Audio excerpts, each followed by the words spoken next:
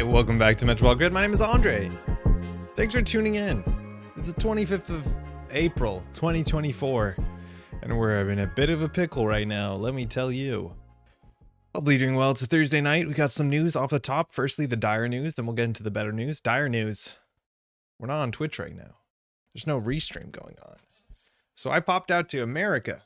I went out there for a couple days, for 5 days in America, and I went to my phone provider and I said, you got to give me a roaming plan so this doesn't cost me hundreds of dollars. And they did. And when I was there on their website, they said, hey, by the way, we can change you to a different plan. And on this plan, you'll have more gigabytes for less money. And I said, yeah, let's do that. That sounds great. And so I did it. And then I returned to Canada. Then I got lonely. I get very lonely. Maybe it's because I miss all the nice friends and nice people I met down there. Yeah, maybe it's that. But then I realize my phone can't receive texts or calls anymore. Just doesn't get them. It doesn't receive them, which is a problem. I contact their experts. They can't figure it out. For a moment, I get a bunch of texts and calls all at once. And we're back at it. The short of the long is I'm locked out of my Twitch account. I can't get in because it requires two-factor. And I think I just got it working. Like, my partner can now text me successfully. So maybe we're back on track. But now Twitch refuses to let me in because they've sent enough SMS requests. So they're not letting me in. But then I don't know why this stream is not up on Twitch. Unless Twitch like flagged my account or something. Because there's no reason. I made a mistake. I did make a mistake and I changed the password. I thought if I changed the password, it would like let me get back in. And it'd be like, okay, you've changed the password. We'll send you an email and then you can do it through email. But no, it's like, cool, you changed your password. Here's your SMS again. And I'm not receiving the text messages. So now Restream can't connect to Twitch because it needs a new password. It's like, I can't connect. You changed the password on me. So it's bad. It's all kinds of bad. So like, I'm not on Twitch right now, which is probably good because I can't moderate it in any way. So like, we're rolling the dice on that one. But I also don't know why we're not on Twitch. So if this seems like a lonely day, hey, how's it going, YouTube chat? I'll catch up in a second. Yeah, it's because it's just the Twitch friends are not there. There's no Restream bot that you can accidentally add. So I don't know what's going on, but I'm really worried about it. I'm like genuinely concerned. And it's not the great thing to find out 15 minutes before you have to do this. But anyways, how's everyone doing? Let's get it. Emily, how's it going? Oh no, hey Tron, an excuse not to do the work that needs to get done. Any excuse is a good enough excuse. Really not happy with how things are going. We'll figure it out. Hey Justin, the streams have been consistently entertaining. Oh, cheers. I hope they're as fun for Andre as they are for us. They're probably more fun for me than they are for you. I would have completely not noticed that. Oh, not getting messages? I could have gone a while without noticing it. Like, I don't text that much. Like, my partner and I, we talk through WhatsApp or in person, mostly in person.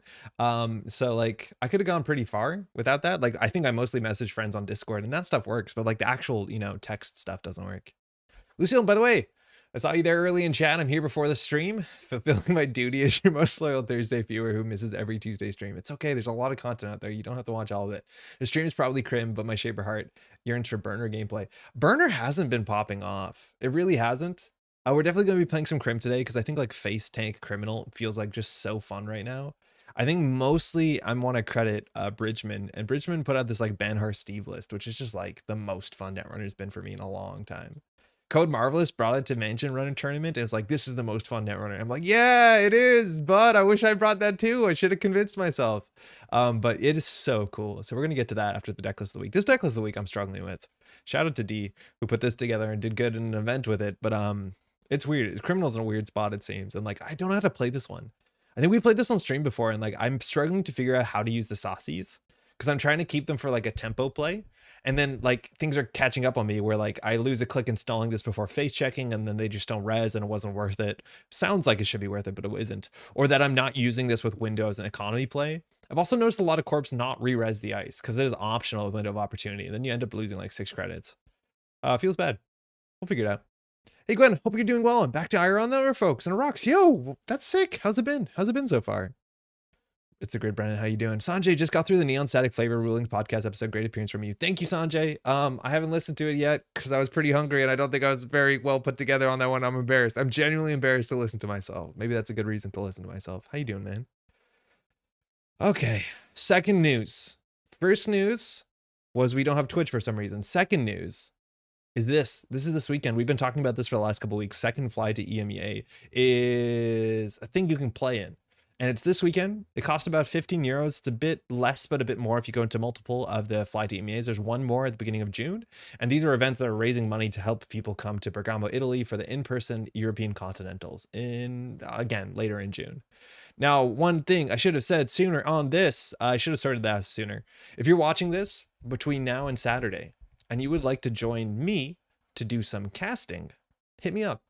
Please hit me up. I've reached out to a couple people. So far, things have fallen through. I should have done this a long time ago, but I realized I should have kind of figured out I should figure out who should be on a microphone. I'll do the whole thing on my own. It'll just be kind of sad and lonely. It'll have a weird vibe if it's just me. So if you want to join on, hit me up, find me here or on Discord, and I'll let you know what works. But yeah, could be fun. Could really be fun. I prefer YouTube, but yeah, sorry to hear about the Twitch stuff. Yeah, Ryan, like, I think YouTube is, if I had to only stream to one place, YouTube is probably it. That being said, I'd rather be on both, you know what I mean? Right? The Twitch gang is sick, and Twitch generally has, like, a more active chat. I think that's classically it is, but, like, the viewership's on YouTube. You wish you could do both. I just, like, don't feel comfortable not controlling the things I want to control. Super tempting was planning on playing Tron. That's totally fine. Do some playing for sure. It's good. I'm getting a friend into it. It's been spending hours with them cutting into print and play cards. Yo, that's sick. What's been most exciting? Like startup or straight into standard, stuff like that? Check your local testing group. Tashi, what do you mean? How's it going, by the way? I am very active. Pyotr, what do you mean you're active? How you doing? Like for commentary stuff? Maybe I should. Maybe I should. Maybe I should. Are y'all playing on this weekend? It seems like a cool event. There's going to be a lot of like really good Netrunner this weekend. There's probably other events going on. Oh, I'm active as a YouTube viewer. Oh, sorry. That was not meant to be like I don't believe in YouTube chat. YouTube chat's sick. Anyways, we're going to have to make some more noise because there's only one chat today. So things will be a bit sleepier. I ate a bunch of pizza today and I fell asleep on the couch prior to the stream. So my energy's as good as it gets. Let's go. Heading to a local G&K. Still not sure what to bring. But you're that close to going, Lucas. Like, how much time do you have to sleeve up a deck? Because you probably have something that you're expecting to bring, right? Or do you mean heading to a local G&K this weekend? Because it sounds like you mean heading to a local G&K within 20 minutes. Oh, yeah, tomorrow. Okay, that makes more sense. What are you thinking? It's standard or startup? I think it's hard to go wrong right now. Like, a lot of stuff seems playable, and I feel like we're not in situations in which if you play the wrong thing, it's bad. I think the most frustrations I've seen is like people play run-based criminal into tributary. Like that can be a bit rough. It's not unwinnable, but that's mostly it. Howdy from Hawaii. Hey David, how's it going? How far back are you? Are you like 5 hours, 4 hours? It might be 6 hours. Standard Hoshigo's props and PD. Yeah, that seems fine. That seems totally fine. I think Good Stuff Anarch is pretty good right now. This is like my complaint is I want to go to an event and play something interesting, but I reckoned if all I cared about was maybe winning, I'd probably just be playing Good Stuff Hoshiko. It doesn't feel like the new set has presented anything that like challenges Good Stuff Hoshiko, unless we're finding things that are like really interesting build arounds that we haven't exactly discovered or are much more hard to pilot. Shout out, we played some Arasana on Tuesday and we played like, you know, an interesting Arasana. We tried to play like a 45 card Arasana deck. I think we mostly got there. And people in chat were saying like, you should check out Bahram Wu, who did a stream on Monday. And he played like a test run rejig Arasana. And I've since gone and checked it out. And that deck looks really cool. It looks really good, actually. It plays a bunch of cards. Like I still think I would change how it plays, but like that's most people's decks. Like I don't like District 99, I don't think. But I tried test runs when I played World Tree Arasana many moons ago when we were testing it before RWR came out, and I really didn't like it because the rejigs and the test runs felt very clumsy. Because past turn one, once you got your World Tree down, there was like no good targets, and that's entirely changed. It's like, you see, I'm getting text messages. Neat. Yeah, that has entirely changed because there are now really good targets and it's more flexible. And if you play 45 cards, like you do hit the test run scavenge or test run rejig combination pretty consistently, which is good. Is Asa as good as it seemed? Yeah, I think so. I think Asa's really good. I played Asa on Mansion Runner. It was only 3 tournament games, right? Like it wasn't a huge event. Round 1, I game lost myself. I think I was going to win that matchup. Round 3, I won the matchup. Round 2, I played against Nottingham, and that was a pretty cursed matchup because Nottingham was playing like 4-9, but tagged me 4-9. So like just like turn 2, turn 3, credit kiting out an Amina. And I was going to concede the game sooner than I did, but I ended up conceding the game just for the sake of time. And that matchup was really, really bad. But I think if you play that deck well, I think that deck doesn't lose a lot. Shout out to Jeff. Jeff was playing, I think, the cohort version of it. I was playing more the, what's it called? The Holloman version, but I think Asa is very, very robust right now. It's up to the runner to like, so why I don't love the cohort version as much as I tend to like the Holloman version, and there's, you know, ups and downs to both of them, is the cohort version presents a lot of problems to the runner, but if the runner is like doing well, they can diffuse one of them. Like that deck like relies on a cohort or a wage workers to stack or face down cards in archive if they don't have 2 cohorts to be able to score out effectively. And as long as you're disrupting one of those, which is very difficult still, you can kind of keep up with them. It's still a very, very tricky thing. And then that deck does have, I believe, usually Anoetic and Mana Garm. So it can be hard. Actually, does it have Anoetic? I think it has one of Anoetic. The Holloman version is like, I think maybe a bit more, I don't want to say fragile. In some ways, it works better as like you can just bunker up central servers because you are playing like hedge funds and you do have a reasonable enough economy there. And then eventually you can push out, but like you don't push out as aggressively because the cards that you use to push out are just like 1 Nico campaign and then 3 copies of working prototype. And of course, Rashida. So you don't push out as aggressively. Like the good hands are really, really good where you do like ice and then push out. But there's been a couple turns where it's like surprisingly slow. And by slow, I mean like it plays more like PD. As opposed to like I have 3 assets or 3 servers sooner than later.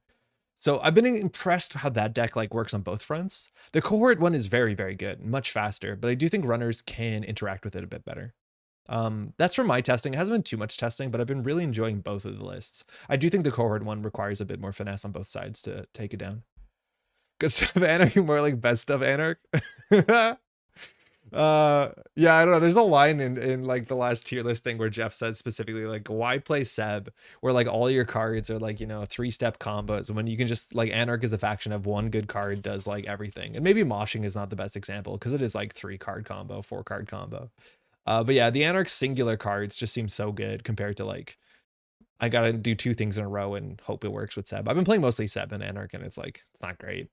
I've also, that's the problem I've noticed with Seb, and like no surprise. But the games where you draw your Araceris crew and the games where you don't draw your Aquaceris crews, it's like you have a blank ID.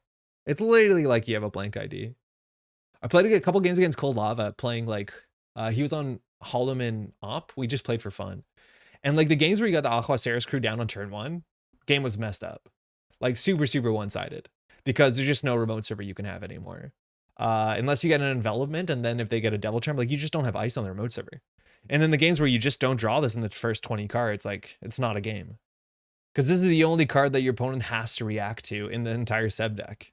It's like, it's kind of weird. Like this card's very, very powerful. And it's the only thing that Seb does that makes Seb feel good. At least the ways I've been building it, which is no longer rogue trading stuff.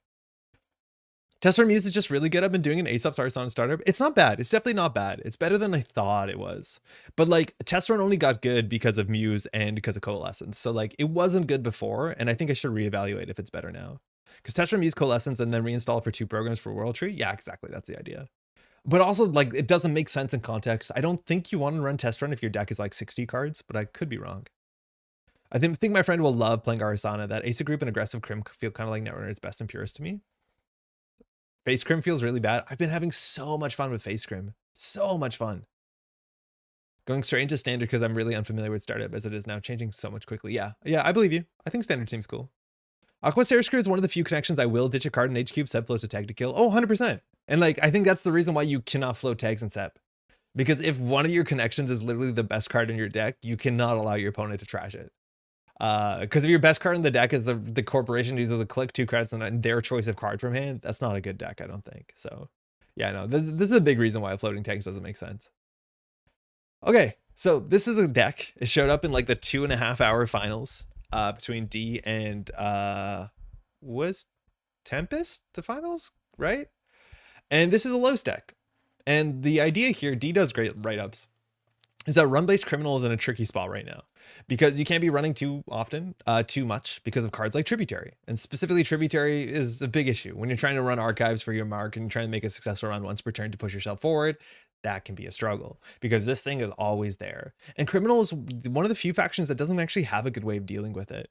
Like other factions can deal with it. You can hush this out of place or in place. It's fine. You can, I think criminal, the best you do is put a Physarum on it, which like still pretty tricky, but you can get away with it.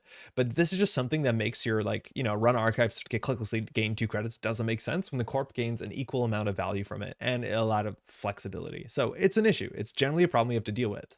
So a lot of the criminals have moved to something that's a bit more precise that doesn't have to run every turn. And so the ID Los kind of shows up. Los generally wants to run once a turn, maybe. The ability gives 2 credits. Through most games, you get about 10 to 12 credits with Los. In the extreme cases where you're playing against Op, because this fires on the corpse turn and the runner turns on as different turns, you actually end up getting a lot of money. Because anytime that they do an extract or like Tucana or something like that, you generally get more Los money, which is kind of sick. But you're getting a fair bit of money from this ID, and that seemed to be more valuable than just getting the clickbacks sometimes when running your mark made any sense. And we got a lot of cool tools. Window of Opportunity, very powerful card. A lot of the ice that some of the decks right now are scoring in remote servers, I'm thinking mostly HB decks, are 6 credit reses. Things like MIC, things like Brawn, things like sometimes on sell. And those are ice that generally the corp can res once and then barely res once at all sometimes. And so the idea that you de-res it and then re-res it and then get more Los value, and then the biggest thing here is this bird, Saci, is that you get like 6 credits. No problem, 8 credits. And the window of opportunity on the Saci dice becomes a massive swing. Install a Saci, they res the ice, you window of it, it comes down, they have to res it again if they choose to, right? Like this is a 9 credit econ card for a single click. And what it can do is pretty buck wild. People aren't currently playing the Rubicon Switch as much as window of opportunity is Rubicon Switch tech, but it's a lot of money. It's a lot of money in a single card, and this is a hard thing to interact with. These are also the same sort of play styles in which like corporations have to learn how to play around it. And what I really appreciated in the finals is that the corporation player was actually being very careful because there are some weird blowouts. The idea is that if you can like de-res a piece of ice, like say you window of opportunity on HQ ice and it's an Anansi. So the corp de-reses an Anansi and then the runner's running the Anansi. If the corporation has fewer than 8 credits, they can't res the Anansi, of course. And that means if you access HQ and steal an agenda, Hermes bounces that Anansi back to hand, and then the whole board state's messed up. So the interaction between window of opportunity and Hermes is really, really quite powerful, as much as you can install the Hermes, obviously, with the window of opportunity ability itself. So the corporation was specifically going out the way to say, like, if you if you window down my Anansi and run HQ, I have to have at least 8 credits because I have to res the Anansi. Because losing the Anansi and having an open HQ for the rest of the turn is a worse punishment than having to pay 8 credits one more time in a pretty slow matchup. That's wild. That's really, really wild. And I think a lot of players have to figure out how to play around this. And I think it inherently is very difficult to play around.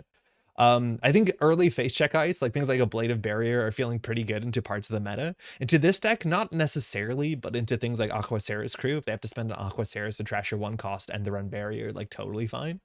And then everything else here is just kind of like fundamentals. Like it's not too dissimilar than the packages you see of like, it's 2 twinning, mind you. So the other decks were on 1 twinning. This you want to set down as soon as possible and build up some pressure, but 2 twinning is definitely a thing. I don't think you can play 1 twinning and Meeting of the Minds and Career Fair. It feels a bit too slow. And then we have Mystic and Paladin. We also don't have Chesva anymore. So I believe these are the only cards we have besides Miss Bones that we can charge the twinning. So it is a bit positional. Opening a hand with a Mystic or Paladin is probably a pretty good opening hand in the long run. And then we have a couple tricks here. We don't have any falsified credentials and stuff like that. We have a Singleton Emergency Shutdown, which is a pretty sick card. We're going to be playing more of this today.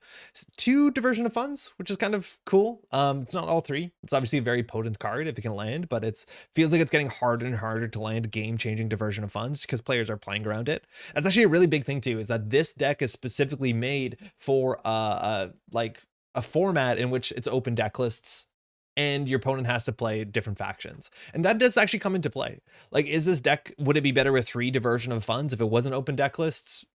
Maybe. I don't have anything too smart to say about that, but keep that in mind that this deck was specifically built not for like JNet casual or for a tournament. It was built for this tournament. And there's some interesting restrictions kind of imposed around that. To Career Fair, I like Career Fair more than most people. We have a lot of resources. All of them get installed really cheaply besides the companions. Miss Bones for 2, whatever, it's fine. And then it is what it is. We have a single simul-chip because Program Destruction was alive and well in that format. We only have 1 of each breaker. Hey, Martin, how's it going? Putting Saci on Leishan is the most toxic thing I do on a daily basis, and it feels so good. They just got to stop resing that one. Oh, in that matchup where I played against Nottingham and played 419 to criminal deck, I put a Lycian on HQ. I had to res it twice. I'm taking that ice out of the deck. You don't put it on HQ. I didn't realize like Amakua I should have seen coming, right? Like there's no way that you don't see Amakua coming. And with Amakua, it's a 1 strength, which like that's not great. But like it was 419. I should have seen an Amakua coming. And then in theory with Amakua, you just pick all 3 subtypes because you have to break all 3 subtypes. But by that time that like was a thing, the deck also had Amina. So Amina breaks it for 2 credits and I lose a credit. So I can't pick Code Gate anymore because that's pretty cursed. And then Kurapira is down. So if you call Barrier, it's a cheap way to farm Barrier tokens so that the bronze go down instantly. I really do not like Lycian. I think it's early or not at all. I think putting on Centrals is pretty bad. I think you kind of want to put it in front of like a Nico campaign or a working prototype, something that's not going to be challenged consistently and be run multiple times across a couple turns. So I think I've learned from that, but I'm not incredibly impressed by this card so far, especially when the runner, obviously when they have all their breakers down, it's kind of trash.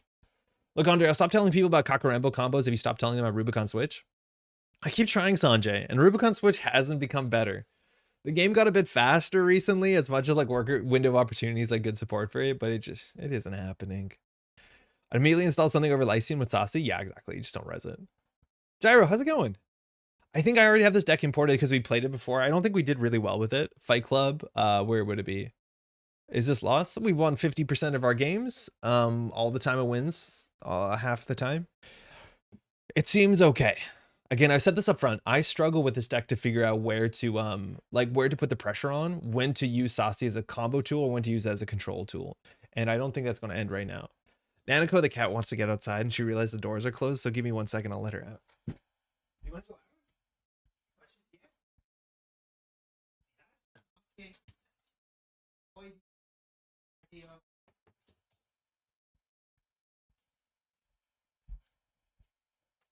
100% lost rate. I don't know why the image in the back hasn't loaded. I will do runner. 60% of the time, it wins all the time. I just realized why the deck is named that. It hurts. I honestly didn't know too. I didn't like, I know what the thing was, and I asked about this. This actually came up at Mansion Runner. I was like, what's the name? Everyone's like, well, you don't get the name. I'm like, I get the name. And then people try to explain what the thing is. Like, oh, I know what the thing is. I just don't understand why in that sentence it makes sense. We have a black background. We're just going to hang out in the black background. Earth Station, 49 cards, Alice. 2 a.m. How's it going?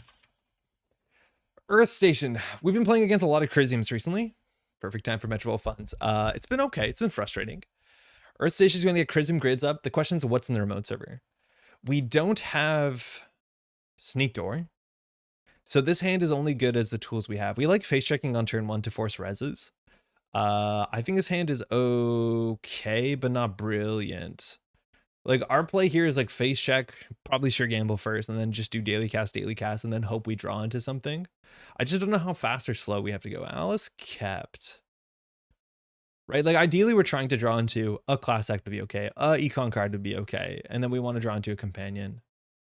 I think we can keep this and just assume Earth Station isn't blisteringly fast, that we'll be punished on this. Yeah, Earth Station doesn't scream fast to me. They can. I think they can. It's just they have a lot of things to do. Like Ice HQ, put out something there. Even running HQ costs us a credit, which is kind of a detriment early. You see, like these sort of plays. These sort of plays don't fully make sense to me. Because we're going to run HQ now and it just saves us a credit. So no matter what, we'll get a flip here and this has to end the run. So like Afshar is what we're expecting. But now you have to res here and we can still pay 6 to trash a receipt. Like Winchester doesn't, not a great res because now you have to pay into the trace and we just got 2 credits and now we're going to trash your Rashida for free. So this was the best case because I was worried it would be an Afshar or something that actually ends the run. So these traces don't matter. The last one, trace 3, we are going to get through for sure. We'll get an Axis and we'll trash this. Yeah, and then exactly the flip. Yeah. This is not the easiest ice for the early game. So we get a free flip and then we trash Rashida. And we get that. And now we can like E-shut it down and just be... just gotta mess the whole game up.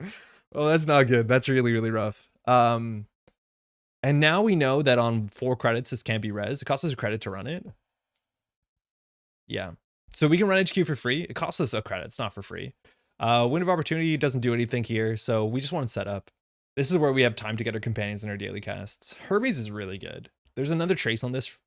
So like if we're really, really aggro, we can do Hermes run R&D.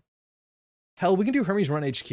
Alice kept, gone through 8 cards. You're expecting almost 2 agendas.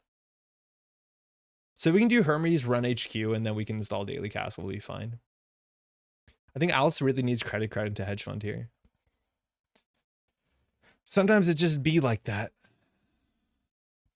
This is not a Winchester, it's a loose Chester. Oh no. Yeah, evil one. That was a really rude turn for sure. Certain ice are better for that play or not. If it's an Afshar, it's like feels like an okay trade. Like an Enigma would have been pretty good. But there's a lot of work to be done. Now the Hermes is a bit worse into the Winchester, but R&D is still wide open. Okay, and now we can sit back and do little. Like if we draw a Dirty Laundry's in the list, right? No. We can poke R&D. But now we don't want to res this so much. We just want to like force the reses when it makes sense. So we could do credit Earthrise. I'd rather get our economy up. Let's run R&D for a single. We can draw once more. Run R&D for a single and then install the daily cast. We'll probably don't want that to be drawn. Well, now we can't, so I guess we're going back. Okay, Afshar, great. Neto, how's it going? I don't know why the screen's black. It's a weird night. It's very, very strange out there. Giles, how's it going? Hermes is bad now because I stole 4 points. There's less points in the game. Hermes does get worse though. But like, if we lose the Hermes to the Winchester, we won't feel great. I feel that if anything, this deck enabled a lot of puns from everyone tonight. So if Alice flips here, so maybe the Afshar, it does hurt the Afshar. Like we might not have to do anything here. This is also where we can face tank into this and then window of opportunity down. Earth Station did just flip. So now running HQ costs us a Hermes and we still get in. Like I generally think we trade our Hermes for whatever this card is. I don't think we need the Hermes. Right, we got to remember this ice res gives us 2 credits. So like we're expected. Yeah. Okay. So 8 credits have been spent on a Winchester in 2 clicks. If we lose the Hermes, we lose the Hermes. It's trace 3. So we can also pay to protect it. Jenny, how's it going? Yo, I should probably message you offline. Are you free on Saturday for some casting? Maybe you'd be interested in doing some casting with me. This doesn't matter. No loss, no pun value here. No. Okay, so this protects our Hermes for 3. Now, if we pay through this, we can't pay through the end of the run. We could window of opportunity back for single. So I think we just let our Hermes go. It's done enough work. Like I don't want to pay 5 credits for this Hermes. I'll pay 2. Then we'll pay 3 and we'll try and trash a Rashida. You can tie on both. Yeah, but they could boost 1. So what do we know about the hand? We know ice. Tree line. Okay. We love a Rashida here. Regolith. Okay, very important we get that down too. So feel free to reach out. I'll message you after. I was going to send you a message. I hoped you'd be around in a stream. It seems like a fun thing. So daily cast will be on 6 next turn. We'll just credit. We could run R&D for single here. We can't trash anything. So we know tree line. We know this is probably an Afshar. I think we just run R&D. Credit's fine. No, we need to get our card draw down. Catching a stream. This is a low stack that's featured in MRDB. Did you make any changes to it? No, Esteban, we generally don't try to make changes to the deck list of the week unless the deck list of the week like fundamentally requires changes. Or they're like recommended in the deck write-up itself. We've played this deck before. We played actually like 6 games with it before. It's a cool deck. It's definitely a cool deck. Okay. So our economy has been entirely 4 credits from Los, and then so far going to be 6 credits from daily casts, or 3 credits. It'll be soon better. So we can probably just draw credit. Yeah, we need to get those down sooner than later. I generally like to get my money up before I get my card draw up. The only difference is, well, because we drew, so Class Act isn't very good. If we do install Class Act, we'll start our next turn on 4 credits, which means we could top deck a Bravado. We could barely top deck if we get a Bravado, we're okay. If we get a Sure Gamble, we're okay. We drew though. Generally, you don't want to. I don't think the game's going fast enough that we really have to worry about it. We'll keep our money up so we can always just run this if we want to. Woo install casts. I think we want to keep this for like a turn where it really matters. Because it's only a 1 credit econ play unless we get the Saci down. I saw this transport monopoly list yesterday. Oh, you know what this is? I'm not sure I know what this one is. Okay, Nanako's trying to get back in.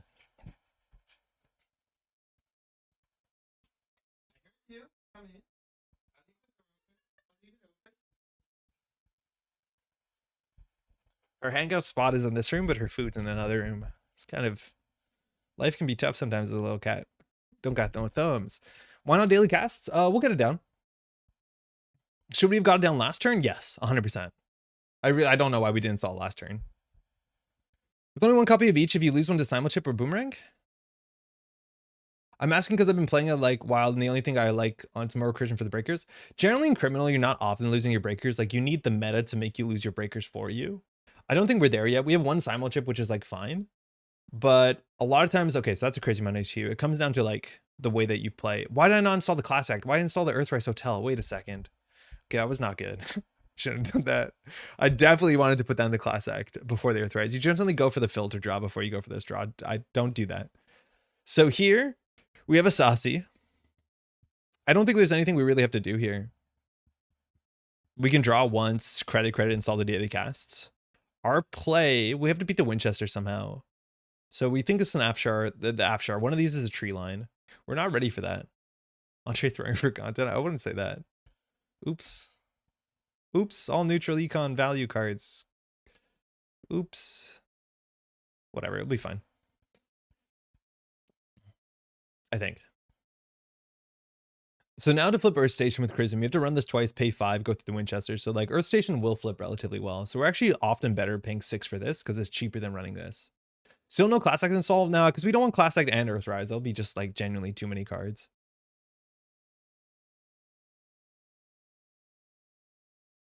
Okay, so it's 6 credits to run the remote server. We think this is an agenda. It could be an NGO front. So this is where having the Hermes is kind of good. We're pretty sure this is a Bravado or, sorry, a tree line. So we can Bravado R&D and probably get a free access. We have no way of contesting this besides running twice. Saci Bravado remote. Oh, we can't afford to do that. Because this takes us to 8, this takes us to 5. We'd have to click for a credit first. I think we want a Bravado here first, because it's likely to get the access. And if the res is here, right, like this still could be NGO front. But if we do credit Saci Bravado, Alice still just reses. And sure, we get 3 credits from the Bravado, 3 credits from the Saci, but then we're like not doing anything. Saci R&D, this is what I don't know. It's like, I don't know if we use the Saci in R&D, because I think we only use the Saci with window of opportunity, because getting a 2 credit click on R&D this turn is not that important.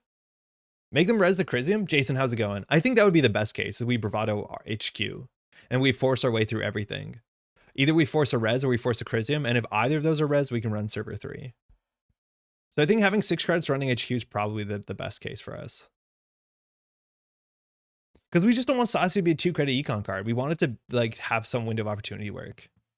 The other option is like window of opportunity Saci on the Winchester, de-res the Winchester, and then force Alice to res either of these. That seems okay. That's probably a better line even. Because if we trace through the Winchester, we can't trash this, but admittedly, yeah, maybe that's the play. I like that. Bravado HQ seems good. It seems not bad. I think we're going to do window of opportunity HQ. I think it's just as much money, but it seems more fun.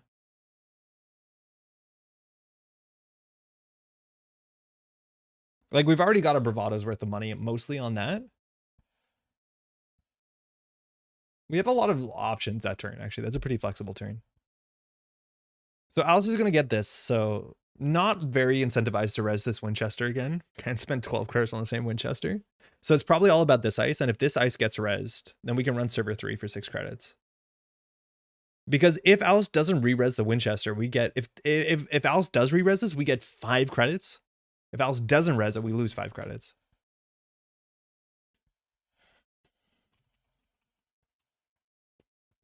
So this is huge. Yeah, this is like a really cool fork. And some players won't re-res the Winchester, which like on this board state, I think you need some res dice. I'm guessing border control in 1. I think we saw tree line. I think tree line's what we expect. Border control wouldn't be a surprise, especially with like pay 6 credits to make the run. But now Alice has a choice. We're resing 1 ice or the Crisium. Pretty sure I can't. Yeah, this is very difficult. And still we'll beat the trace if the ice gets res. Like, we're very, very far ahead here. Yeah. So Alice is letting us know it's not an NGO front. That's cool.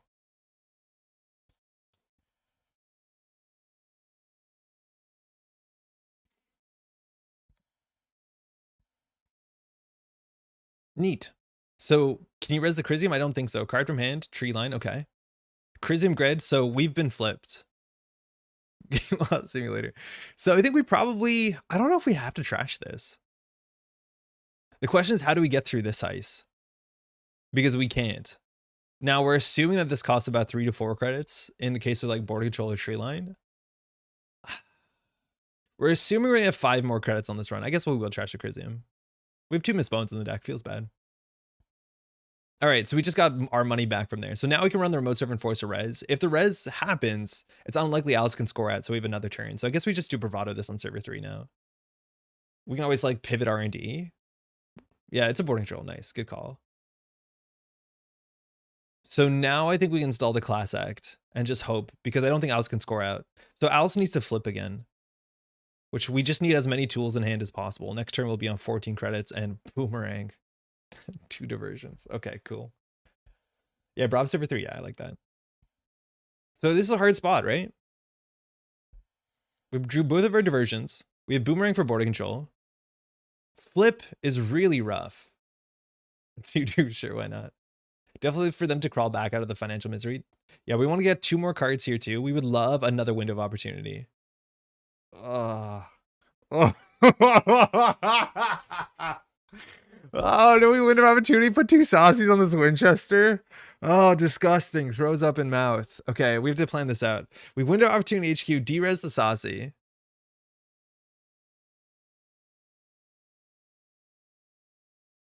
I think 2 Sacis is kind of sick. Like, mutual favor is more important because of the Kurapira, but like 2, yeah, maybe 2 Sacis is overkill. Whatever. We can still do this. Oops, gain 3 credits. This card has given us 8 credits so far. This one damn bird.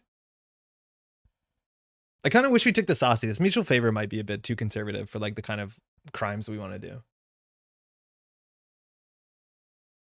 It's going to be an 11 credit Saci. Like, we're in the exact same place as last turn. Afshar got rezzed. Okay, cool. So just she got bullied. Okay, so we could have boomeranged this actually. It might have been smarter to boomerang this, because if we boomerang this, we're definitely getting through the server, and then we're definitely getting the flip, and then we just do Kurapira run remote. Run remote. Yeah, we goofed it. I think we did goof it though. I didn't expect this res. We saw the Afshar, so we should have known about this. But we could have boomeranged this, made the successful run, mutual favorite, install the Kurapira, run server 3, run server 3. So this is on us. So we're just going to have to pay 12 credits. Yeah. That's okay. We were just going to get another 17 credits. Yeah, I think we just run this twice. Like, it's clearly an agenda. I'll pay 6. It's fine. We have 6 credits coming in. Now, if you crack the border control here, we lose the boomerang, but it's like, whatever. Yeah, paying 6, like, just imagine there's an ice here that costs 6 to break. It's totally fine.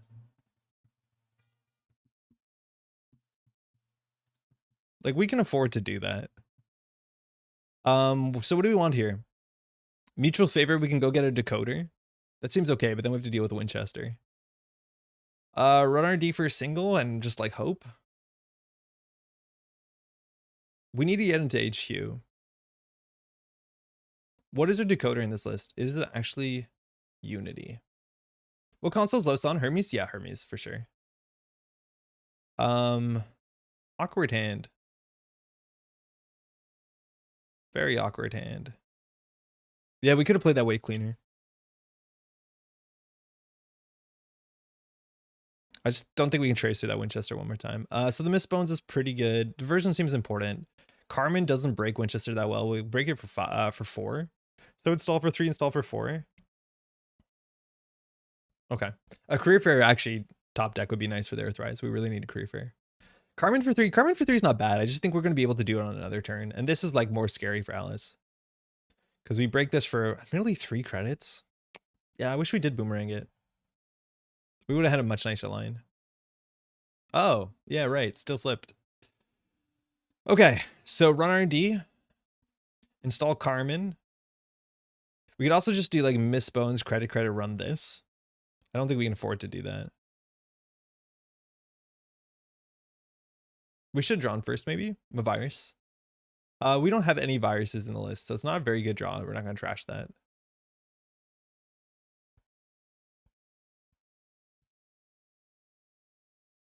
So we can go... Braving R&D on the Brav turn was totally better. I'm not sure I know what you mean. We should have drawn here first before installing that. Okay, that's better. So now we can Bravado R&D. It's the same card, though, which is pretty rubbish. But it is a 4-credit econ piece. This is where we should have planned our turn better. We should have drawn first for sure. Okay, hold on. We gotta pull ourselves back together.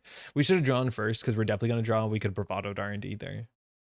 Rashida here would be pretty good. That's why you trashed the Mav? I don't think so. Like, we would have seen another card, but like, if Alice's 1 clicks closer to drawing economy, like, the game is actually very different. I'm just gonna do it. Not great. It's a 4-credit econ card. It's just a sure gamble. Could be better.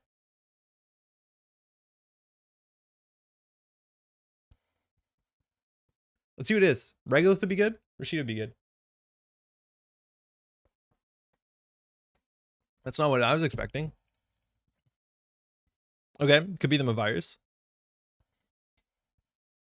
Credit now Brav next turn. Yeah, maybe. We might have been able to do that. Ice has gone down, so that could be easily a tree line. Might be hard not getting distracted by the chat. You have a lot of experience. Oh, you can choose one. Mystic or Paladin. I'm gonna go for with this hand. You can't stall Miss Bones. In terms of like the events that we want to play, we've played 3 Daily Cast, 2 Earthrise Ferrari for installables. Events we played 2 Bravado, 1 Sure Gamble. I don't know what's better. I'm assuming the Paladin's better. Yeah, choose your party. The first choice in an RPG. Which one of these two do you want? So I think we just get the Paladin. We just want to like set up our twinning. We need some more economy there. Okay, that's a good install. Could be Spin Doctor. Yeah, I wasn't expecting Tranquility Grid either, but it makes sense. I guess. What's the diversion like here? A virus ducks it a bit, but this is 3 credits. This is 4, 5, 6, 7. So we can do diversion next turn. Yeah, let's see what happens. Like, we just want to get the diversion in before our station flips. Or, like, gets a Chrism there, I mean. 73 backseat lines per second. Gotta be fun to deal with. No, I appreciate it. I generally don't mind. Okay, hedge fund. So this diversion is not that good. The only good thing about this diversion is that it forces the flip.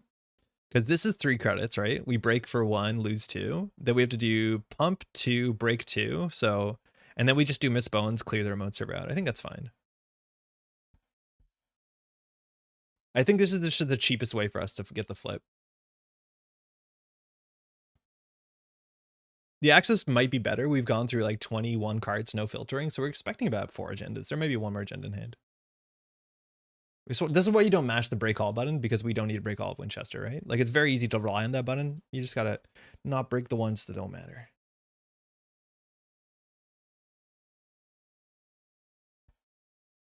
Break all is a habit. You kind of want to avoid it.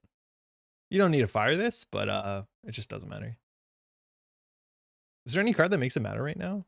Is there any trace fires cards? I don't think so.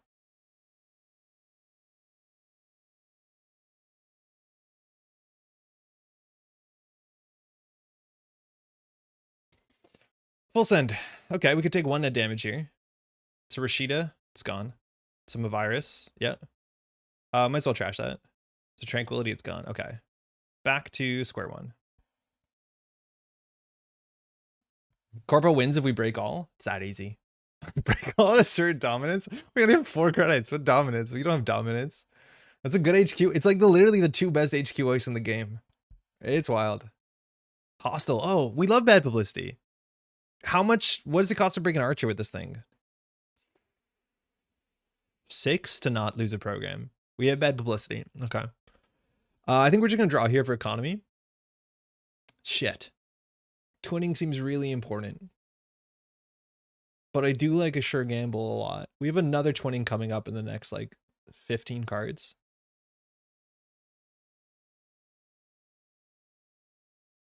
Okay, it's fine. You don't need 20? I think we do. I think we really want a 20.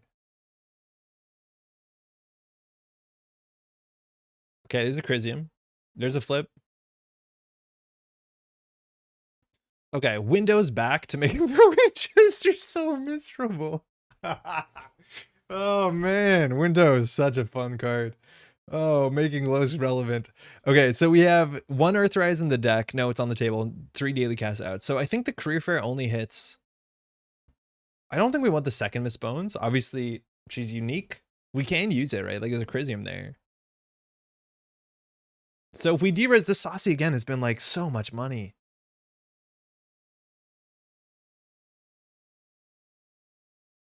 So we could window opportunity and put the boomerang on the Winchester and just run HQ and then run that. This costs 3 to break, so that might be fine because we have to run this twice. So we run it, assume Alice doesn't re-res, that we run this, come back. Is this on Ashen? No, it's not an Ashen. It's trying to just like set up twinning and win. So we window opportunity this, we go down to 6. We put the boomerang on there. This gets de-res. I don't think Alice re-reses it. If Alice re-reses it, we boomerang through it. Crisium has to be resed. Is it cheaper just to run server 6? It might be, but this gets us a lot of money, right? Like this is already to de-res is 3 credits and then the re-res is another, like it's an 8 credit play. Yeah, I'm just going to do it.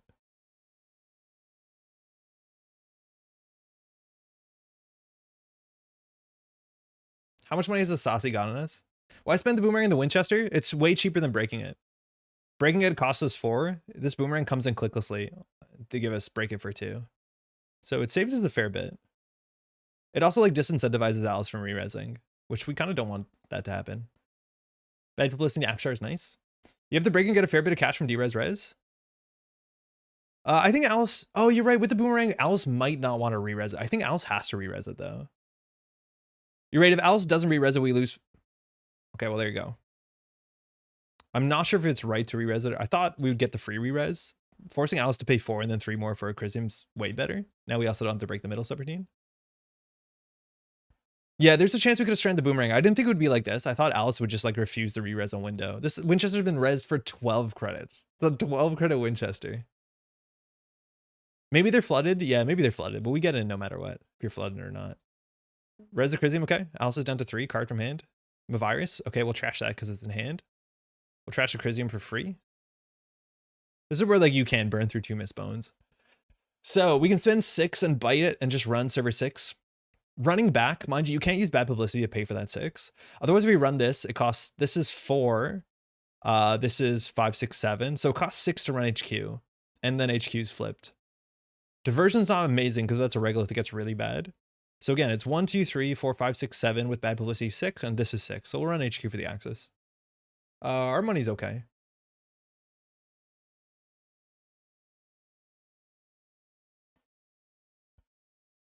This is like, again, some of the best HQAs in the game. We're doing okay. A Hordem actually would be more expensive. No, about the same. But again, this Winchester has been, it's been a lot. Whoa. I don't think we want that. We have nothing to draw here, but we could have drawn next. We have 4 and Miss Bones. So Regolith, good trash. We'll use 2 on this and then 1 bad publicity. Well, apparently, yeah, that's all the money we have. So Alice is back down to not a good spot. I'm worried about Archer. We have to respect Archer a bit. So our economy's not great. Inside Job is pretty good. But this is where like, is the 1 card in hand an agenda?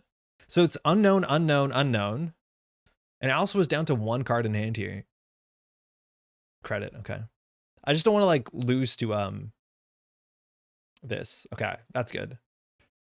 So here we're gonna do credit, sure gamble. We have nothing to install. We can create for the like we have no paladin trigger.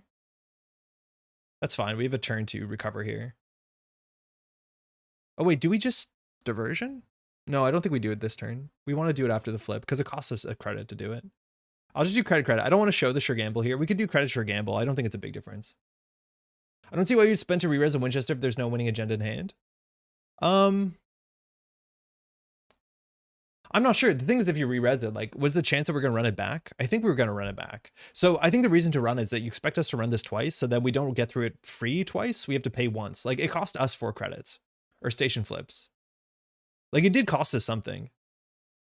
Oh, we have no more installables. We have a pinhole though. We just pinhole this, and if it's an agenda, we win, right? What's the ice on R&D? We have no idea yet. I think we only have one target with the Paladin Puemo. It's a boomerang. Tranquility Home Grid. Cost us 3 credits? Okay. How much is Archer? 2, 4, 5, 6 to not lose? Seems good. And if Alice reses, we're on 8. We'll just go R&D for a single. We just don't have installables. We literally do not have installables. Pinhole still the GOAT? Yeah, I do think tree line. Okay, that's what we expected. So we got money from that. That's good. We have a Courier still on our deck. There you go. I think Pinhole you probably should be playing 2 of. I think Hollowman's so prevalent that like playing 2 of Pinhole seems like the thing to do. What do we have for tricks left? We still have 2 Sacis in the deck. We have 1 Boomerang. We have no more Window of Opportunities. Earth Station is still flipped on 3 credits. Courier doesn't deal with this that well. We have bad publicity, but it's not phenomenal. We need to install something. Shouldn't be hard. And then we can see R&D C2. I don't think we want to install the Class Act. Hermes is like whatever. Hermes is better if Alice scores out. Like we can get a Hermes down and play around Hostile Takeover, but I don't think it doesn't do that much. Our economy has been exhausted. Like I don't think we have any more econ cards in the deck besides a Bravado. So, and I guess Saci, but like it's hard to Saci this. Running HQ is pretty good. Doof, yeah, we're gonna wait for Doof. Doof is like a soft econ card because it pays us as much as we need. It's not really an econ card in this board state. It's an econ denial card, right? Because it costs us more than 5 to get in, so it's like not that big of a deal. Should we have ran R&D there to C2? It costs us 3 credits to C2. Yeah, we should have ran R&D there to C2, I'm pretty sure. I'm keeping our credits up so we can challenge this. I don't think we really need to. You need to run HQ, so it's just a refund? Yeah, it's just a refund. It is a refund. So you can consider it as like an econ card like that. It definitely is. It's just not like, I don't look at Doof and be like, oh, we're going to be rich. It's like, oh, that's going to help us do our thing a bit. So Alice is in a hard spot. There's Doof. There's a Hostile. Okay, so Doof is okay. So we diversion of funds. We get the flip. I think we wait for this play and when Alice pushes out though. Like now running R&D is really cheap. We just need to install something. So we can just install the Hermes. It's like just install the Saci so we have the Saci installed. Like that's all we're doing. It's just so we see another card. That's really awkward, right? Like we're just installing so we have another twinning counter. I guess we can install the Saci on here. It's like whatever. Oh, never mind. Let's not do that. Let's install the Hermes for 1. This is nonsense. It's just so that we can see 2 on R&D. And now running R&D is a lot cheaper. We'll see 3 cards. Boarding Control, Rashida. Yeah, we can trash that. NGO, we can trash that. So top of the deck will be clean next turn. We'll just click for credits. Fully break Pog. If Alice like actually tree line's a tree line, we'll be like slightly upset. NGO, nice snipe. This deck might, I was gonna say not on Spin Doctor. We haven't seen a Spin Doctor yet, but sometimes these decks are literally not on Spin Doctor because their station gets a bit awkward.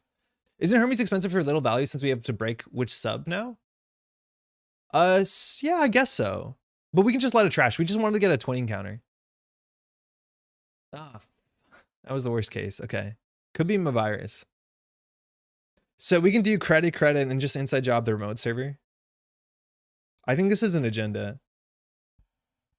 We want the Miss Bones now. I'm not tracking the deck to see if she'll come back up yet. But there's 1 Regolith left, no Rashidas, no NGO front. We could trash this Saci for that Saci. Is it boarding control in the remote server? Yeah, that's very true. There likely is a boarding control. We saw one in hand. So this is doof it into Chrism. You don't want to doof the Chrism. Thinking. Like here we're just trying to get lucky on R&D. So now running the remote server costs 12 credits. That's a bit much for our economy. We get 2 back though. And with Saci, we actually get a fair bit back. Like I think we could consider putting the Saci on this and then running. Because we get 5, it like refunds 1 of them. Hold on. This is not the worst idea. If we draw the last bravado, no, not really possible. I think we do this no matter what. Oh yeah, we have MU now. I was going to trash this one. So we run the remote server, 6 credits.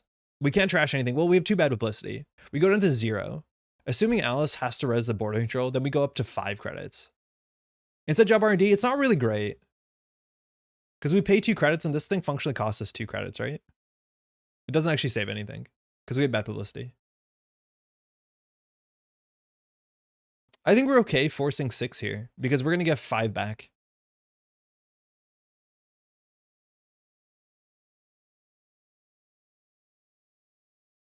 Two accesses, I guess. Yeah, we just run normally. You don't have the inside job. If this fails, we will go R&D. Fuck. Holy shit, wait. I was not doing the math right. Did we mess the math up? Archer, okay. I think we're fine, though. 4. Break Sentry 17. Trash the program. Trash the program. Well, the Archer's up. Thoughts on Tributary and Earth... like Earth Station? My thoughts, not higher than anything else. Maybe. Tributary is really good. So I think we just end the run and get an access here. Break ETR, win game? Yeah, probably. Above the lot, nice. Hey, good game. I was playing around Archer the whole time. It's like, how much money do we need? I don't know. We're getting 5 credits. We had 0 credits going into that Archer. I had 0 credits into there. Into the Archer. That was wild. Yeah, when you pay 12 for a Winchester, the money goes fast. Okay, I did not plan around the Archer. I thought we had enough money. 7 was enough. But like, yeah, the Winchester was 12 credits. 12 credits spent on 1 ice, right? Like, you can't afford to do that. And that's where this deck gets really interesting. Like, playing around that pressure to be like, I'm going to push in a remote server. And it's a bit unfortunate because our station draws a huge target on HQ. So like, that's going to happen, right? Like, this deck wants to do that. Cool border control. Yeah, we know there's a border control in hand. I think that could have been the border control. 12 credits unpaid. Yeah, the Saci fired like 6 times. Like 17 credit econ card, I think. Yeah. Their early Winchester on turn 1 into the flip is really rough because I'm going to run HQ for sure. And that ice doesn't do enough. Yeah, I don't think you push out and flip burst station on turn 1 with Winchester. You just can't afford to do it. If it was an Afshar, yeah. If it was a hard end to run, yeah. But you just can't afford to do it. Because I go through this for 1 credit after you res it. And then you're down on 1 credit. Yeah, this card is nutty. Saci is genuinely nutty. I know when this card came out in original, I was like, ban me, please. Which is not the case yet. But like, if this does do its thing, it is pretty wild. It is a very powerful card. Yeah, for sure. Yeah, Afshar is a lot better because then we can't push a remote server. But like, this is technically porous on turn 1, right? Like Trace 3 is not anything. If it was the Afshar, we gain 2, lose 2, but then like HQ stays. And then we need an inside job or a boomerang. It's a lot harder. We didn't play it perfectly though either. Like we could have played that cleaner. 10 cards on the stack. It's like 1 bravado. Oh, simulchip, Saci, yeah. The wake, and then everything here we bottomed. So this is where like note taking is really important. I don't think we shuffled. Maybe we shuffled 1 boomerang actually, so that's not entirely true. But if you note take, you should know every card you're drawing into order unless you shuffle. And with the mutual favor and the boomerangs are some shuffle effects, but like if you're trying to play this at the best level, you can remember that. I'm pretty sure that D is going to be doing that during the tournament. Hey, cheers. Thanks for the game, Alice. Bounce crazy with Hermes for dominance. It's not even dominance. It's like required by board state law. You have to. Okay, let's try and get our background back. Oh, there it is. Good old. Let's do one more. Let's do one more with this deck. I've been struggling a bit with this deck. Deck only has 2 boomerang. Yeah, we lost 1 to board control, and I think the other one is back in the deck. Oh no, I think we lost both of them because the second one was Chrysiumed. So we actually had no more boomerangs in the list. Very cool how Crazy meets boomerang.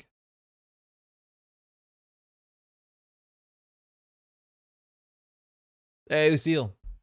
Such an interesting deck. The interaction can be sortable. It's like, I haven't figured it out, and that might be obvious, but like understanding when to use Saci, like to poke or to set up combo stuff. Atea. I've been ruined by Atea recently. Oh my God. Kevin destroyed me at Mansion Runner with Atea. Just ruined me. The game was over in like 4 turns. Thanks, you too. Shout out again to Lucille, who helped me fix my JNet, and now my JNet runs well. Atea. Face checking can be scary. We can die to Saisantan. Botul can be pretty bad, but we have a Paladin, we have a Career Fair. Yeah, we'll keep this. Botul can be a bit of Layla. What kind of Atea was it? It was like Timely Public Release Atea, but also with Project Yagi Uda. And I think something I haven't realized is you can use Project Yagi, you can use Timely Public Release. I think actually it didn't have Yagi Uda, but I didn't realize that you can use Timely Public Release to feed people snares. Because you can install an ice and then use a to install a snare and then feed the snare into the server. Okay, this is a Charlotte. You need to run the Charlotte. That's just fine. Did Lucille, did she mulligan? She mulligan. Okay, so we need to run this because otherwise it's way too much value. We just unfortunately don't have an economic start. So we'll run server 2. This is probably cohort. So we can run 2, run 1. Daily casts, Career Fair, and then Paladin. I think we can afford it.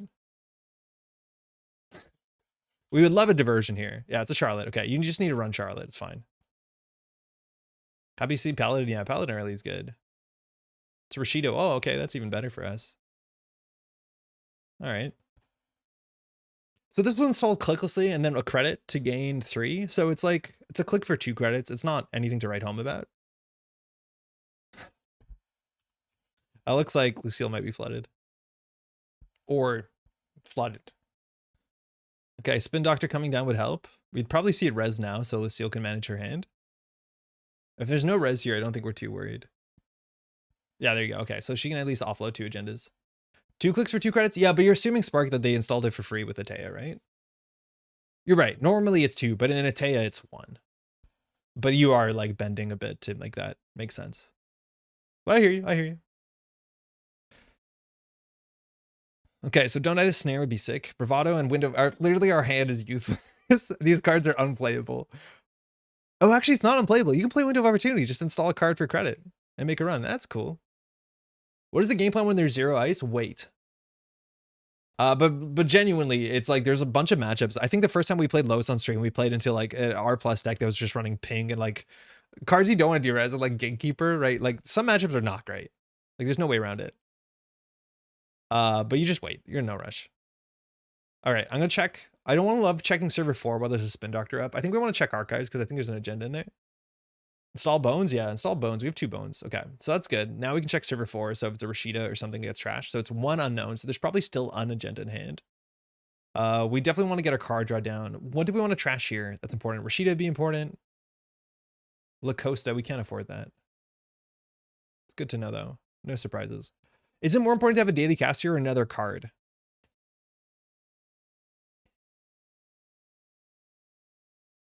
I think another card's probably correct. But that was a 2 credit daily cast. So like it feels good. Best top deck is a class act here. Draw same value next turn. No, because we actually need cards in hand to face check. Like having more cards in hand sooner matters because Lucille's probably going to make a play here. Having 2 more credits next turn doesn't matter because we have no way to spend it.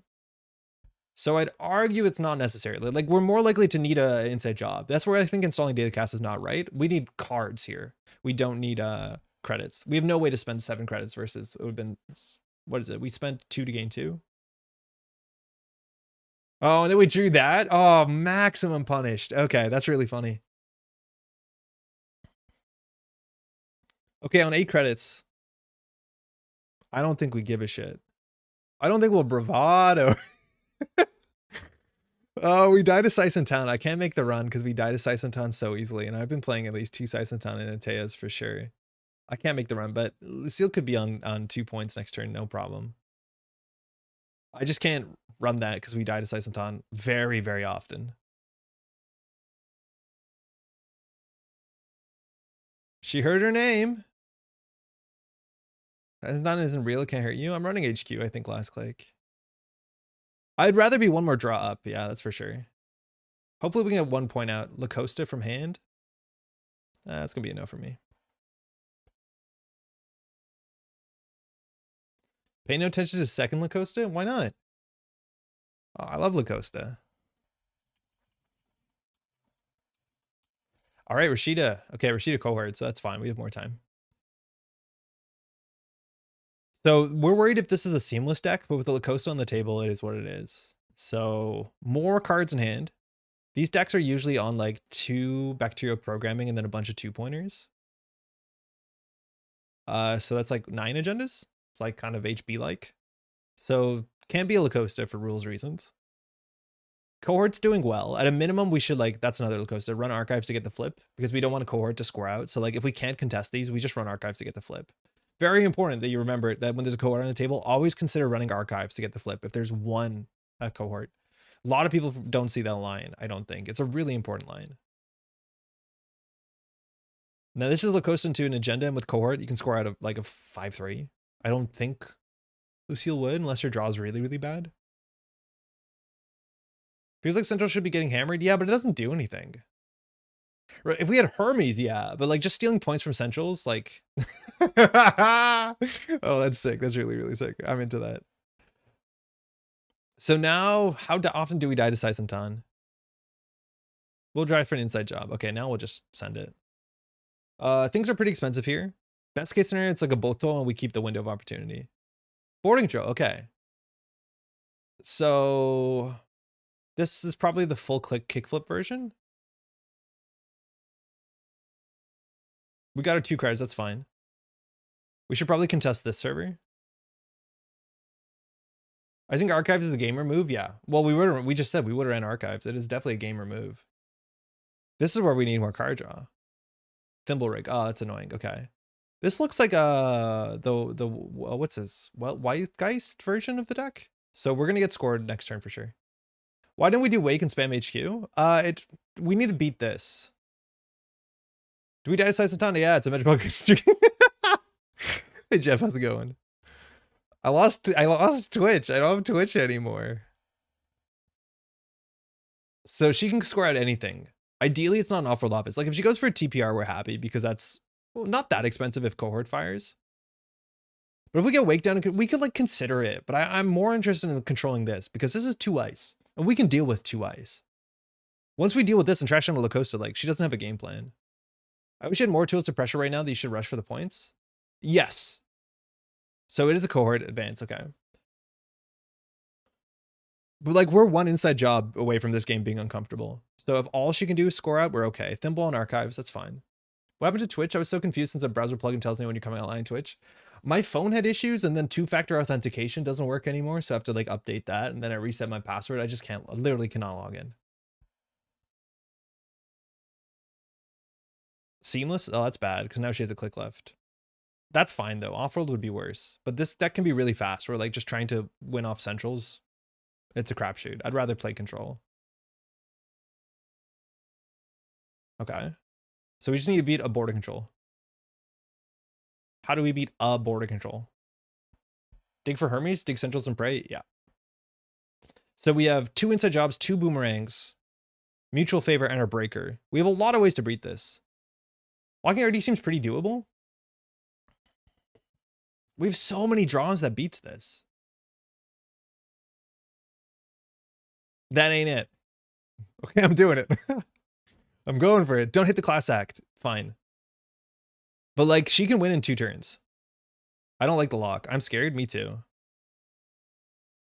We'll see 2 on R&D. But this is Lacosta into something. We probably lose in a couple turns. Oh, we should have got the class act down. That's fine. Botu Atini. Okay. This I think is Steven's version. Okay. Cohort is money. She can break lock here. She has to throw out one of the cards in her hand. But we could have got the class act down for sure. Woke implant. Start cooking. Feels rough. I don't like this. Lacosta res. That's good. That's expensive. Kind of difficult to lock against cohort. It's possible. She needs to fire the cohort every turn though. I think she needs the 2 cards a turn. And if she can just get the last agenda into hand, she's in a good spot. Yeah. So now she drew the Botu, I think. And now the Tini's in hand. So R&D's fresh. So she has to slow down on ice here. We should have got the class act down. Boto binted? You think Boto got binted? You think this is a binted Boto? Might be. Yeah, I'm not sure I like this wake play. Hansei? Oh, okay. Yeah. Okay. Binted Boto, now we just draw for this. Oh, if we got the class act down, we would be absolute. Oh, last click draw into open HQ. That's brave. Draw. Okay. That's all you need. You just need one card. Just one card. Our Paladin Puemo is going to eat something, though. I'm not sure what to feed her. She's hungry. What does she crave? Does she crave Miss Bones? Will you eat our friend? I'll take that, I guess. Bones me. Okay, now she's very hungry. Puemo hungers. Feed Puemo. She craves a class act? Will we get the draw? If we install class act and Puemo trashes it before we draw, do we get the class act?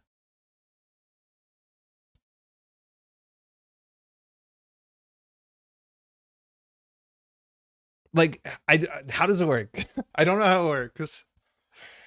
Because we can't install class act with Puemo because it's a connection, right? I think they have the same trigger condition. Oh, because it's end of turn. Yeah, end of turn. Yeah. Okay, we just stack it, right? But okay, just for science, what happens if we destroy it now? Like, say we install class act and then we just sold it to something like isolation. Will class act fire or no? Well, yeah, I completely forgot the clause in Puemo. Terrence, firstly, congratulations. Secondly, a lot of folks do, yeah. Would you consider recording voice lines for Puemo all the time? Free of charge. I'll do Fencer Pueno. And Fencer Pueno is really fun at parties because she doesn't get invited. I'm going to run HQ for Awaken plan charge and then we'll just install Class Act and be on our way. There's a Botu. So this could be an Atini. And we'll just career fair this down. And turn. You've betrayed me, Puemo. It never sees its trigger if it's in the bin. Yo, Lucas, really, that's simple. Why? When your turn ends, what's the text on this? When your turn ends, and this is, well, fuck. Wait, hold on. Not like that. I'll try to click on it to find the NSG text. Give me the NSG text, please. When a discard phase ends. So that's apparently different. They can be, no, apparently they can't be ordered. We thought they could be ordered. No, they can be ordered. When is this? When a discard phase ends, turn ends, discard phase ends are the same, right? Because the old text is when your turn ends. I think so, but it's not letting me.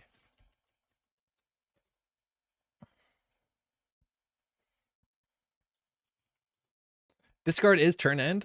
Okay. Shall we assume it works?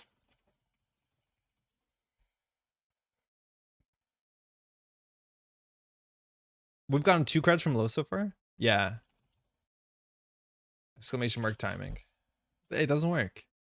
At Crore. Turn into discards. Yeah, right? This should work. I'm just gonna like... What's the easiest way to fix this? End of turn and end of discard phase are the same. Okay, fantastic. So I'm gonna just do close prompt. Okay, and then I'll just destroy it. Fixed. Bug, yeah. Exclamation mark bug is more accurate. Okay. There isn't a good way to bottom. Yeah, we've already drawn this turn, though. We drew the inside job, so we didn't have to worry about the bottom thing. If we had to bottom, it's a bit more dicey, that's for sure. Oh, no, we just do close prompt, and then we can still bottom, because it would still be like, we're doing class act here. All right, we have a doof. We know some of the ice is 6 credits. Cohort. Didn't fire. That's fascinating. If this isn't a teeny, we just tank it. Wait, we have a Kurapira. This server is good for us.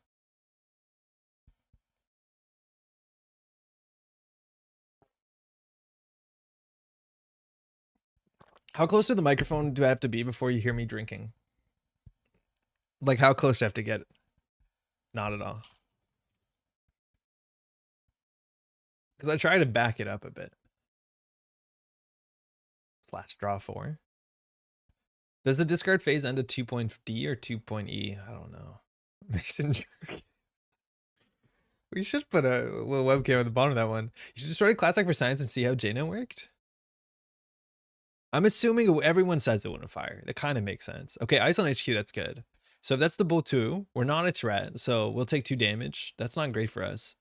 So we have a boomerang in the bin. We don't want to show the Kurapira, but we also don't want to lose the Kurapira. We think this is a Natini, which is pretty expensive. I think if anything, we face check this and try not to. We'll install the Kurapira first for safety. And then, like, what could this be? Because it was on archives and then was moved here. It's like kind of likely we die to Sai Santan here.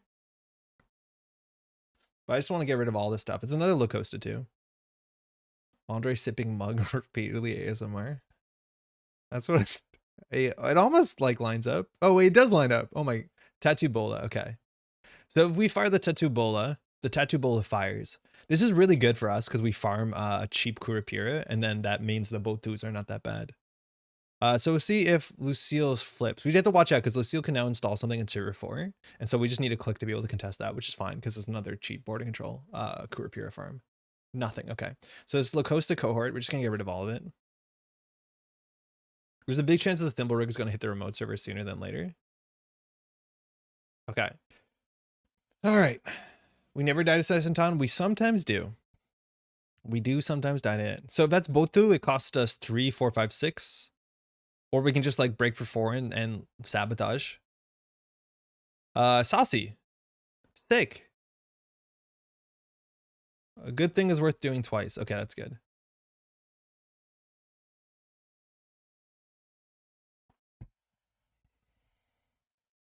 Okay.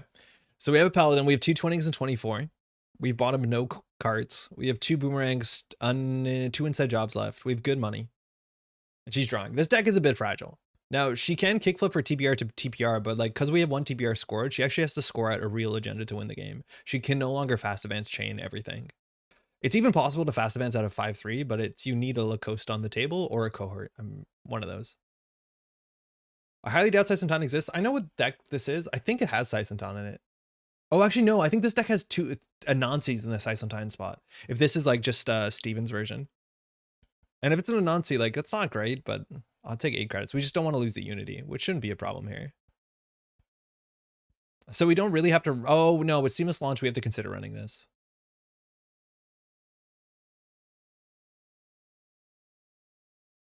So if it's an Anansi, we don't care about this hand. I think we can just bravado it.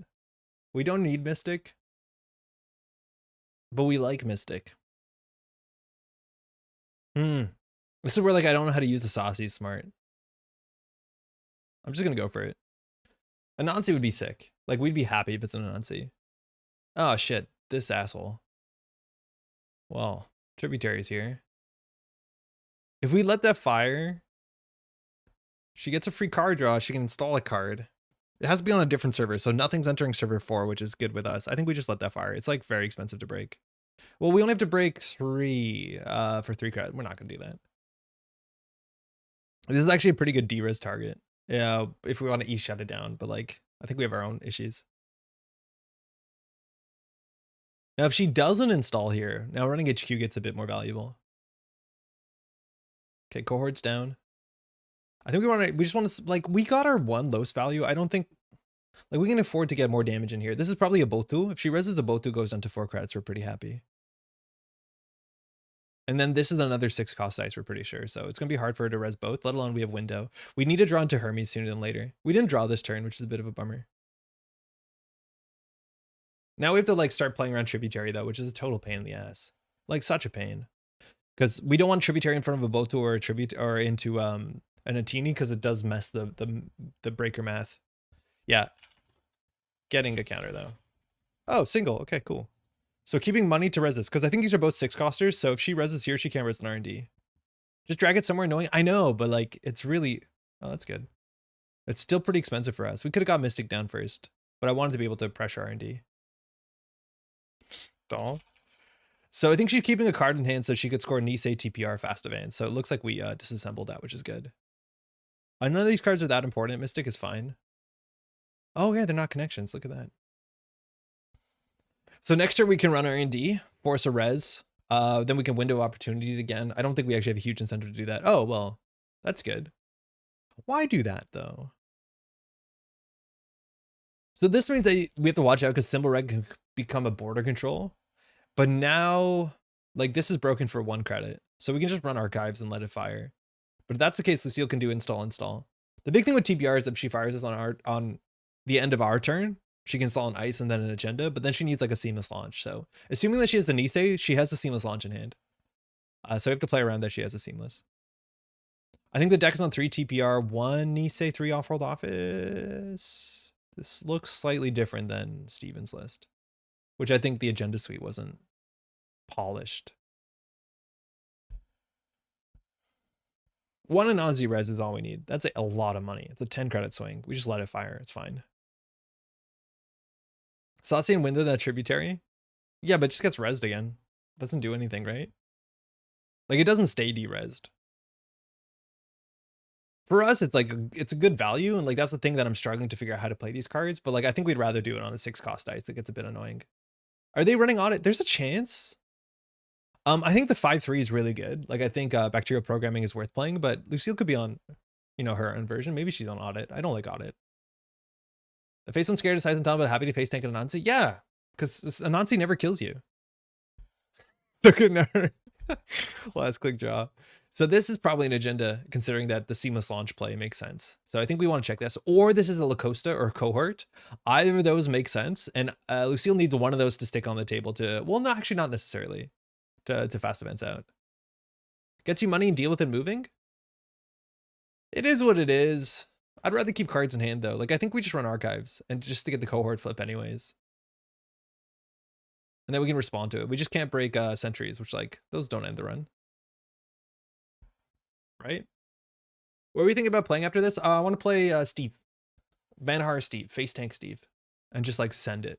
Like, this matchup would be so fun if we were playing Steve.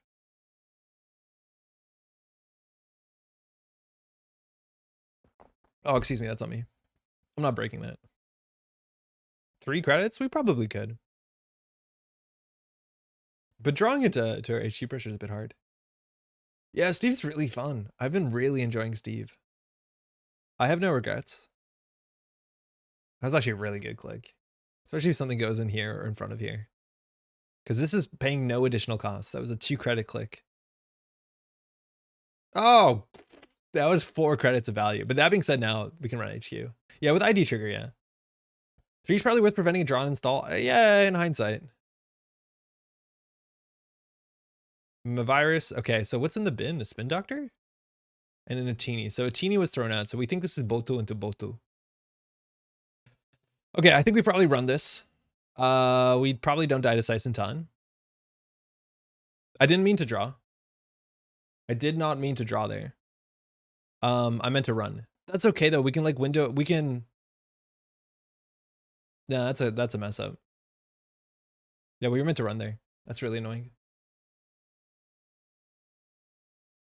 I don't even know if Hermes was the pick. We want to not run this last click. Hermes, yeah, Hermes is cool. Like, there's a chance that we should have window of opportunity Hermes and just like ran to get it down clicklessly and been like, we don't care about the text on this one. Just because we're going to see 3 on R&D, we might just bounce this. So there's like a straight up chance that window R&D in with no D-res was the play. Because getting a click compressed Hermes run here actually seems kind of valuable. Because I'm pretty sure she can't res both of these. This costs 6, this costs 6. Wait, wait, what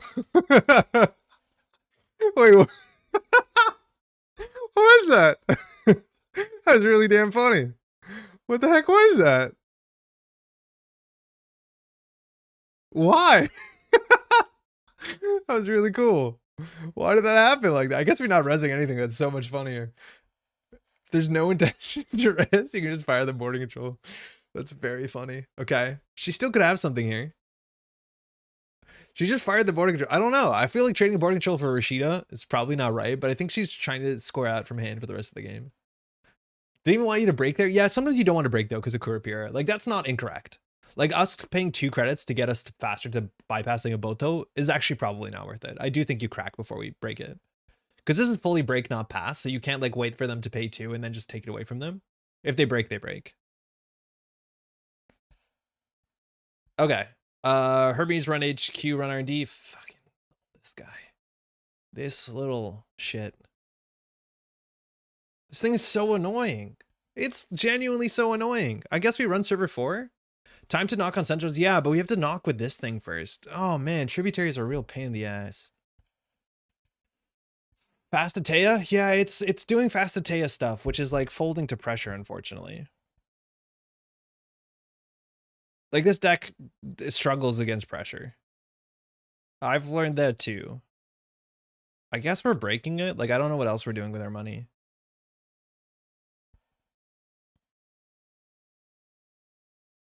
Yeah, Tributary's messed up. This card is generally messed up. Like, it's costing us 3 credits on a click every turn because it is cheaper to break it than to like do the ice. I say yes and move it to the same spot. And JNet is super happy with me. There's an energy tributary that compared it to current and like I kind of don't disagree. Yeah, exactly. It's like an ongoing mind tax. Saci the trib aggressively until she doesn't want to use it anymore. But Saci's only when it's res or derez, right? Like I don't think we want to derez this. But the problem is like we would E shut down it. If we had E shut down, we would E shut down this. The deck is on 2, but we won't window it, I don't think, unless we really need money. Your deck is rich? Yeah. Well, we haven't spent money on anything. No, not this time. Last turn was way too good. I'm not even raising my voice. What are you scared of? All right. I think we just send a diversion because this is a 6 cost dice and this is a 5 cost swing. And then we can like run R&D and see C3. If you're planning on breaking it anyways, why are you just running the server you want to run? Oh, Terrence. Yeah, there's the Boto. Now we're in threat 4 though. Suffering from success. 8? 8? Are you serious? 8. That's a yikes for me. Yeah, it would have cost us. We traded a click for a credit. You're right. So not great. Boto is sick. Now we can run R&D though and see 3 cards. So that's a good thing. Okay. Yeah, good game. So there's the agenda suite we thought it was. I think in Toronto, like folks are playing Atea decks that are running like 3 Brawn, and like you don't need to do that. Boto is so good. Like there's a deck that did really well at Toronto that was like on 3 copies of Brawn, no Boto, and it's like, what, you can play that deck and have 6 extra influence. It's sick. Missing that Saci, yeah, it's fine. I don't think we had the clicks to get it down. We would window opportunity this next turn. So board stays extremely messy. 2 cards in server 4 didn't res was 2 tattoos, not giving you that much of core pure value. Yeah, I would love to save 8 credits. I think Boto is quite good. Like the face check is genuinely worse than Brawn. Nobody can really tax you out on that second subroutine being a bit weird. It's nice. Yeah, it was strange. No ice until the thimble rig.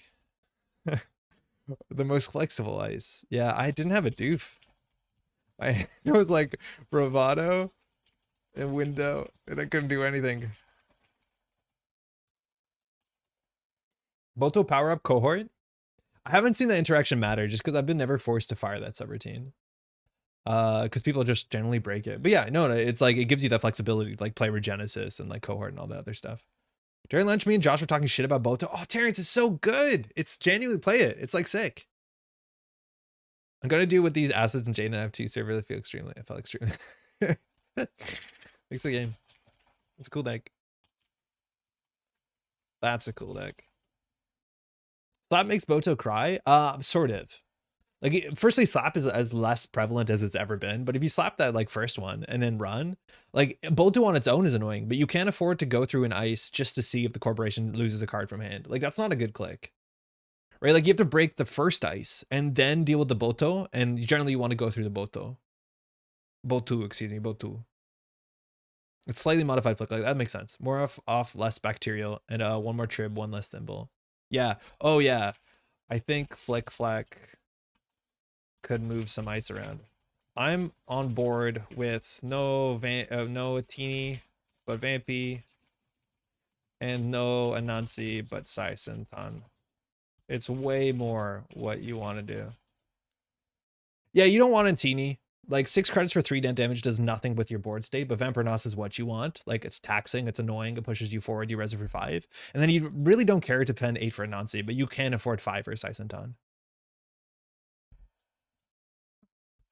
That's how you get it, band. You win tournaments. You gotta play it. Karuna helps a lot. Yeah, Karuna's fine too. I think Karuna's fine. I would only play Karuna if more people were on Carmen than Echelon. I think the face check on Saisentan is more important, but Karuna's definitely not bad. Thanks for the game. Thanks for the game. Braun lovers forgetting you can click through it. Yes. And the click, for what it's worth, the clickability on Braun is actually very good in Atea. So like it does have natural synergy with Atea, but it's like, I don't think you need to spend it. I think the deck I was playing was like both 2-1 brand, and I think I could do no brands. I was fine. I refuse to respect both 2. Kyle, I felt like you too. Like I dunked on it, and then I played it and I was like, wait, this is good. This is fine. Like Kurapira breaks it like garbage. They can't click through it. The face check can be pretty bad. It's like literally, it's Braun. It's just Braun. I don't know. It feels like Braun. Stream reopened. That was a lot of fun. Even both our hands were apparently janky. My hand wasn't that bad. We just couldn't get card draw down for the first couple turns. Like it was clearly you had the win in a remote server. It's like, we just need to draw a way to get through 1 ice. And we could not figure it out. Botu is cracked. Threat 4 is fake text, but like it's so good. I think you hit threat 4 in that deck consistently, and it gives you cohort procs. Yeah, no, I like it. I was very surprised with how playable Botu was. Like I think Tattoo Bowl Botu, you don't need to import barriers anymore if you don't want to in Kentucky, which is kind of sick.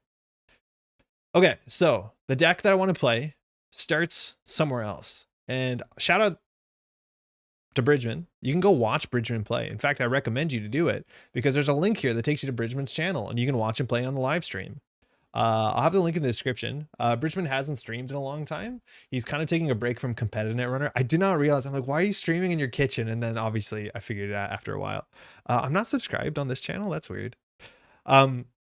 This deck feels really, really cool. All of us old heads have been biased by Wall of Thorns.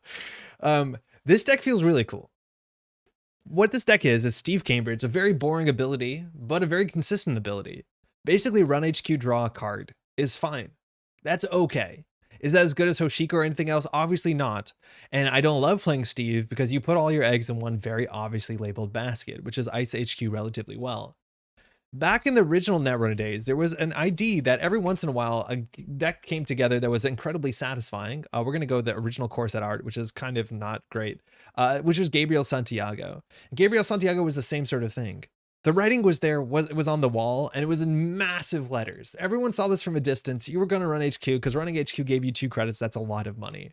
So they'd have to ice up HQ. But you went out of your way to make a deck that played all these tools that made icing HQ not make sense. We had emergency shutdown. So once they got their money and res their big ice on HQ, boom, it's down. And then we're back in, the annoying spot.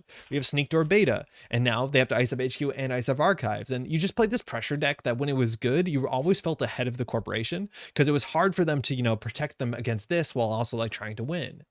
And Steve kind of feels in a similar way. But the interesting thing with this deck is you have way more ways to pressure HQ, and very specifically this card, which there was only a 2 of in the deck. And I think this deck, from what I've played so far, I've played with this deck a fair bit offline. I wish you could play 3 of these. Maybe you can, but with this card, you're just going HQ. And maybe you spend on average 2 cards, 3 cards to get an HQ. You're always getting 1 card back. So Bankhar just becomes inherently just cheaper in the faction that's always going HQ. And then this deck is running 3 copies of Emergency Shutdown. So once you get into HQ, you de-res the ice. And eventually, because you have 3 copies of Emergency Shutdown, with Steve, you can play 3 Emergency Shutdowns, then another Emergency Shutdown, and then another Emergency Shutdown. Inherently, any card that's a 3 of in Steve, as long as you get through your deck, you can play 5 copies of it. So the corporation has to deal with 5 copies of Diversion of Funds, 5 copies of Emergency Shutdown, 5 copies of Window Opportunity, again, Sacis, while still keeping you out of HQ, which turns out to be actually very, very, very difficult. What's the kanji for botu, or is it meant to be katakana for boat? Botu is Brazilian Portuguese. It means button. And I'm pretty sure botu is like a button-nosed dolphin. At least that's what I've seen. But yeah, I think this is botu. It's a button nose.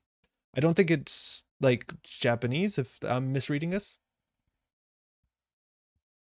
I really got to play Doof in this deck since HQ gets so iced up. Yes, and it's up to you to stay ahead of the corporation. And I've played games that like you stay ahead of people. That makes way more sense. Yeah. That you just stay in ahead of the corporation and then you get in a really cool spot. Now, things that I don't like with this deck that I would love to fix. Firstly, Panweave. I was talking about Code Marvelous for this because he played this deck at Mansion Runner. I'm like, he was like, there's one card in the deck that I haven't played in a long time and I thought was terrible. It feels so good in this deck. And before he could answer what the card was, I was like, it's Panweave, isn't it? And he's like, yeah, it's Panweave. Panweave just feels so good in this deck. I genuinely forgot this card existed. I believe we had this as a spoiler card on the channel a long time ago. I'm pretty sure we did. And this card sees no play in Generalist Criminal. Just because the payoff is not very good unless you're running HQ literally every turn. And specifically on this deck, which is a bit of an econ denial deck, this can fire and it adds up because every turn you're going HQ, you're getting a card back, they're losing a credit, they're gaining a credit. And the more they lose credits, the harder it is to ice HQ. And then you see how you snowball forward. This is the sort of card that Gabriel Santiago would have like really loved back in the day. So it finds a slot in this deck, let alone the fact that we take the meat damage is not too bad because again, we're spending all our influence on strike funds and steel skins. Another reason why you can make Bankhar work for us. The idea is that you can run HQ and then pull back a copy of steel skin and you're ready to run next turn. Like that's kind of sick. And that's where this deck really works well together. Yeah, Gabriel with meat damage. It's like really kind of neat. So this card felt really good. Now I think there's some issues with this deck that I would love to figure out if we can fix it. I'm going to play it like this so far, and I think there's some tuning that can be done to the deck. First major problem is you're highly incentivized to run 3 ofs of everything, especially on the events, because as soon as you have 2 ofs, you're not consistently giving the corporation zero choice on what to get back. And I think if Steve was written, pick 2 different cards, Steve would be much more interesting to play as and against, but a lot less powerful. Because there's a lot of board states where you just want to say emergency shutdown, what are you going to do? But unfortunately, if you have to pick emergency shutdown and diversion, like one of those is just strictly better than the other on this board state, as much as it's up to you to make that a difficult choice. So we have to run 3 ofs of most of the events because inherently with Steve, that makes sense. So we have a bit of a problem. What happens when you run out of revolvers? You don't. Hopefully don't. I don't think you do. I think with the E shutdowns, we also have Steve. Like technically we have 3 revolvers, but I don't think it's going to come to that. Yeah. So things that the deck lacks is card draw. The deck is sorely lacking card draw, unfortunately. It has 3 Earthrise, 2 Class Acts, and some Steel Skins, but obviously you need cards because you're Banharing pretty aggressively, and I don't think this deck has enough cards, a card draw. I think the card that I naturally want to put in the deck, and I think would be pretty good, is Zenith. And Zenith sounds sick because firstly, we don't care about the core damage too much. Maybe having a 4 hand size makes it hard to play a Banhar deck. I think there's a genuine drawback to that. It's been a while since I watched it. I'm not sure if Finn was talking about this on stream or not, but this seems like a really good thing to be playing anyways because you want to be running central. So we could consider playing this, and I think this might solve the card draw issue. Hey Jai, how's it going? The second thing is central pressure. This is the only multi-axis card we have in the deck. We're not running Docklands Pass, and I kind of get that because you're running HQ so often, you generally don't need a bit of HQ multi-axis. You need a way to take a winning board state and translate it into a winning game. And this is the one card we have for it. I think that we either need 2 copies of Wake Implant or something else, because the games where the Wake Implant is in the bottom 5 cards, you're trying to win a game on single axes. And specifically, this is the sort of deck that would love to play Conduit, would love to play Medium. Because it's not impossible to build a board state in which the corporation is like really gassed out. And then you'd have to say like, I have a window now, I'm going to win now, but there's no win now button in the deck besides Wake Implant. So from my plays of this, I really wish we had a second Wake Implant just to make sure that we can get this down sooner than later, because we want to charge it as soon as possible, because this is our only win condition and it is generally our win condition. So I think that's another thing. I think the last thing is I wish we had an inside job. I kind of just wish we had an inside job. We're running 2 of each breakers just because of Steve and because we can lose them to hand with Banhar. I honestly wonder how few breakers we could run if we could run Fizarums and inside jobs, and inside job just scales a bit better with Steve. Because I find myself often in situations where I don't want to install my breakers because we're trying to rely on this garbage, and then you need your breakers to run the remote server because we only have 1 boomerang and it's very hard for us to run the remote server. This was mentioned in chat before, we're also on only 1 Hermes. I wish we could play more, but there's just a lot of restrictions on this deck specifically that playing 45 with Steve is very difficult. So there's a bunch of things that I think like maybe some more iteration on deck building could get you somewhere, that I would be a bit like, I think slightly more card draw, slightly more pressure, and then just 1 or 2 more ice tricks would really do it for me. There's a chance we can get rid of Dirty Laundry and play 3 inside jobs and say those are equivalent economy cards. Again, we don't have Miss Bones. We're like really bad into assets. At least in the asset matchups, they can't ice up HQ very well. So it's just such a cool deck and it feels really good. Some matchups are harder than others, but like feels great. Like maybe we could play Amaku and that's it. I don't know. No Pinhole. Yep. No Pinhole. There's like a bunch of like interesting limitations of this deck based off the fact that you have to run this like weird 24 event package. Got an interview in 30 minutes. See y'all if you're still there. Like a work interview. Good luck. Jai, kick ass. Stay hydrated. I've yet to see someone ban her into Endless Eula. I'm so excited for that day to happen. I've seen it before. Ban her into like a Nazi is modernly the more worse one, but like people just don't play Eula because Cleaver is as popular as it's ever been, you know? I wonder if you want to give up on Breakers and go Matryoshka. Similar logic to Knife Deck. I was considering that today. The problem with Matryoshka, it's easier to get them out of hand because you just spend a click. But there's a bunch of ice that you just can't break well. Like you can't deal with hammer, you can't deal with wraparound. It is what it is. If you're gonna run into that stuff, you're gonna have problems anyways. So I'm not sure. But if that's the case, you could maybe get away with running like 4 or 5 Matryoshkas instead of the full 6. I think it does impact how quickly you draw it. And that might be good enough. I just found I almost never get these down and use them. And then the multi-axis is pretty weak. But if you're good, you're good. The perfect deck for Ghost Tongue / Ez. Yeah, I guess so. I guess so. I think I want a Debbie. Maybe. Maybe. I think you can argue there's a lot of stuff that would get in this list. More events than Ken. Yeah, and you play the same events over and over again, so why not, right? Consider if you make it Matryoshka, we can go wild for wraparound. This deck is generally fun. Also, Sneak Door as a 1-of. I wish it was a 2-of. A lot of Gabe decks started with Sneak Door as a 2-of, just because Sneak Door inherently in Gabriel Santiago functionally only costs 2 credits. Because the turn you get it down is the turn that you got your 2 credits back from that. And this is just so powerful in Steve, because generally the best play is you install Sneak Door, you run Sneak Door, you get emergency shutdown, you emergency shut down the ice on HQ. And now the corporation has to ice HQ and has to ice archives, and they're probably low on money. I kind of want Sneak Door to be a 2-of. If anything, there's a chance, all this hardware, no tremolo, is that there's a chance you could cut Sacis. I think it's cute with window opportunity. I don't know if it's necessary. Maybe it is, but I think this slot is arguable. I think you could argue your way out of Dirty Laundry. And maybe you could argue your way out of Boomerang and then just play like Inside Jobs, which works better with Steve's ability. I think those are all very fair. The problem is like Inside Job doesn't work well with Bankhar, so there's a chance that you need Boomerang with Bankhar. I think Alarm Clock is also a possibility. I think it's addressed a bit in the comments here where like it works, but it's also a non-bow with Bankhar. But just think about it. Turn 1 Bankhar, turn 2 Diversion. It's going to go through, right? Like it's just kind of fun. This deck is just genuinely the most fun Netrunner I have. Like it's literally the most fun I've enjoyed Netrunner in a very long time. And that's not saying I'm not enjoying Netrunner. This just feels so wildly old school. Like it's goofy. I'm really liking it. Shout outs to Bridgeman. Very coolest. Steve Cambridge. Like imagine Andre being excited about playing Steve Cambridge. What a day. It's kind of miserable to play against. Yeah. It's literally the same like Gabe pressure. Gabe emergency shutdown spam. It is an old school kind of misery sometimes. I hear you. I totally hear you. It can be very miserable as a corporation. Like if I think we played against a Tay or something like that, oh, Tron's going to play something that's going to be really good against this. We'll be fine. Something white bread. PD, okay, cool. This is going to be a genuinely cool matchup. We start with a Bankhar and a Hermes. We could have had 2 Bankhar, but we'll take the 1 Bankhar. This could be a fine matchup for us. 15 Anarch influence as God intended. I think there's also a chance they can spend 9 influence on Bankhar and then just not either play Strike Fund or not play Steel Skin. I think you'd rather play Steel Skin, but there's a chance you can drop 3 Strike Funds. They're really good. I think we keep this hand, and assuming our next play will be Diversion, Bankhar next turn. Tron, welcome back to 2014 era Netrunner. Yeah, imagine we played 9 account siphons or whatever the math is. 5 account siphons? It's something else, that's for sure. Corpus is going to try and survive the first 8 turns to be allowed to play the game. Yeah, exactly. Okay, we're assuming this is a Luminal. We can't trash it. We have no real reason to run HQ.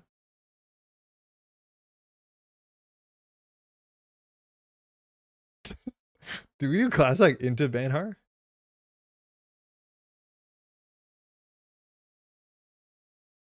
Like, how do you play this hand? Because our turn next turn is Diversion. I think we do classic Banner, right?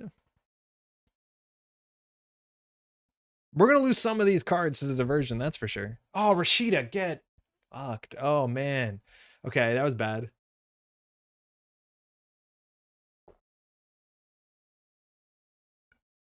Yeah, old school Netrunner was something else.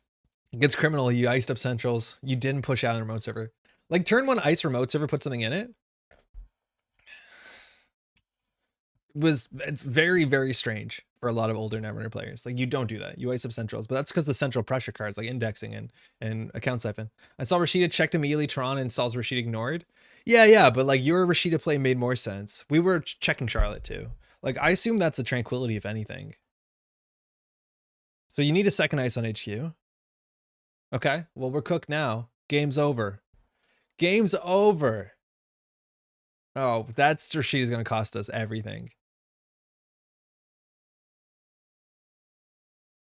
Boomerang? Hold on. Can we do it? No, we're click short. I need to put Bankhar nowhere. So I want to put Bankhar nowhere, I think. I think we do credit, bravado, and just hope it's not a drafter. So Bankhar is nowhere. When you versus a tech, you need a face check to make a point that you want to be bullied. Like, we just want to suss out what this ice is, because we'll boomerang one of it. We have to boomerang the innermost. MIC is generally the most annoying here. I'm going to respect and run server 2, I think. The shibboleth is like kind of cool early. Let's see if Tron reses. Like, Tron has an incentive to res because of bravado. But which one to res is like the tricky thing here. You may want to disable card Bankhar. Oh, that's annoying. This card totally messes up a lot of stuff. Okay.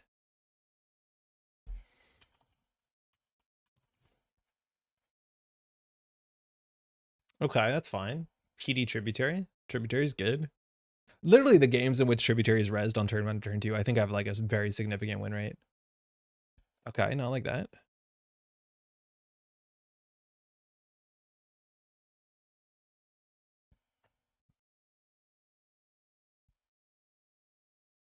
Okay, ice on R&D, we love it. Show us the second ice.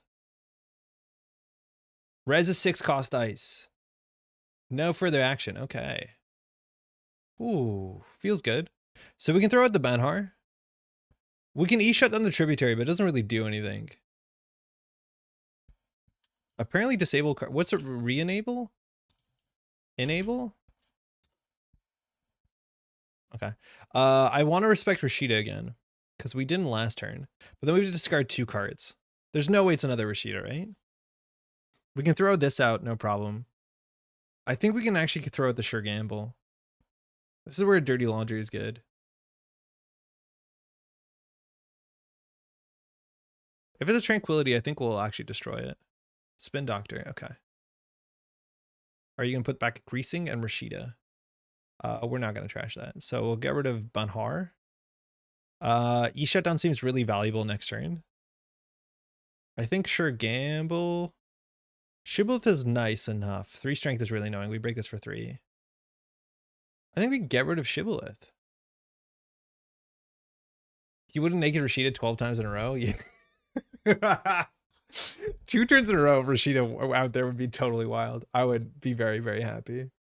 Maybe we shouldn't have checked that. I think the cost of discarding a card there is like kind of sprint. Okay, this is, I was going to say the Spin Doctor-less version, but then I kind of studied our environment and it doesn't actually make a lot of sense. Trib makes Unity a necessity. Yeah, but it's garbage until like the mid to late game. Right? Like early, you can't spend 3 to break Tributary, I don't think. You know what I mean? Like it's still very difficult.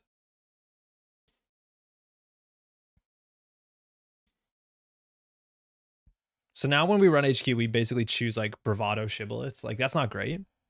So we might Sure Gamble first so we can pick Sure Gamble Bravado. If I break with the threat 3 Shib late game, this Holloman, what is this? Trib also makes Matryoshka sad. Yeah, you just let Trib fire. You can't deal with Trib. What is this? Holloman? So we probably do Sure Gamble, Boomerang, Tributary. I mean Diversion, excuse me. And then we can pick 2 Econ cards. Vovo, yeah, Vovo makes the most sense. I think you're right there, Thanos.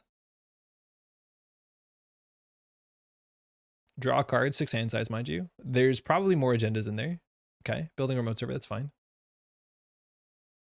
We'll see if he reses here. Yeah, it's an MIC. So he has to trash the MIC to not get diversioned. I think that's a fair play for us. Like if he goes down to 2 credits here, like next turn we want to try and destroy that. This is a really good server. Ducking a bit, so we go for the Axis. I wish we had a click because we would shut this down, but inherently you're just not going to get a click.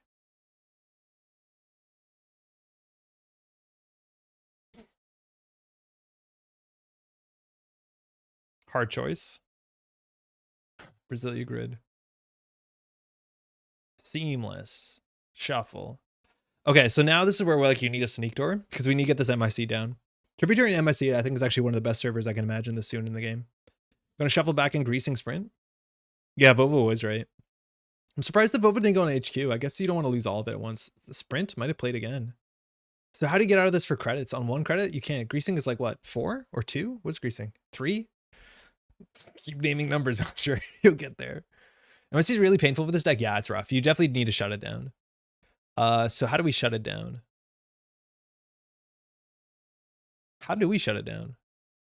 Probably break it with Shibboleth, right? I think we actually needed our Shibboleth there. So we can run R&D probably. So Hermes run R&D is fine. Window of Opportunity is fine too. I think we go server 3 here. On 4 credits, not a lot can be res here. Be 2 separate teams. Get Tributary somewhere else, then shut down it. I don't think he'll move it. Bankhar into Tributary sucks. Like, from now on, Bankhar doesn't do anything. This is the Tributary problem. Like, Bankhar doesn't do anything on server 3. Like, we have to run this first. It's so messed up. We'll draw. Oh, that's good. All right, well, we figured it out. So we install Shibboleth, run HQ, last click, we pay 3. Oh, then we can't shut down. That's a huge swing of credits, though.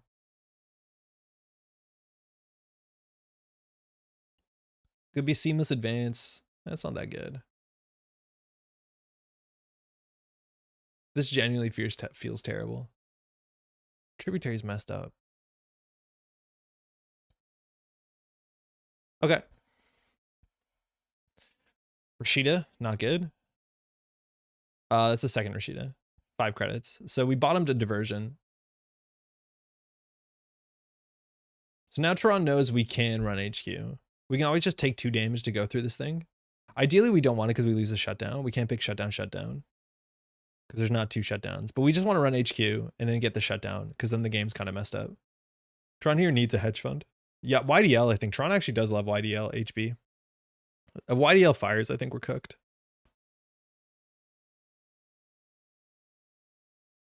Single-handedly, this card messes up everything.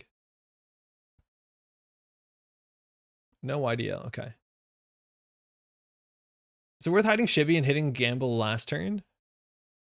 I don't know, because I don't think there's much he can do about this. Okay, a diversion here would be really good. So we run HQ, that's 2 damage. We get through the MIC. I've had a problem playing with this deck against Ace, except Ace is worse because they install too much trash stuff. I know, I was just saying. I don't mind Asa too much because Asa can't res all their ice. You have to pressure like their remote servers. Do you think you might have actually underestimated Trip? No, I don't think so. We banned Mati and then they released Mati. This is not Mati, but I hear you. This thing is nonsense. Like, it makes interaction so difficult. I don't think that's a good place for the game. Like, I genuinely don't want to interact. So wherever we put Bankhar, probably Tributary will show up. So we need to figure out how to get into HQ. So we can put on server 3. We can run server 3. We just don't want to lose the E shutdown.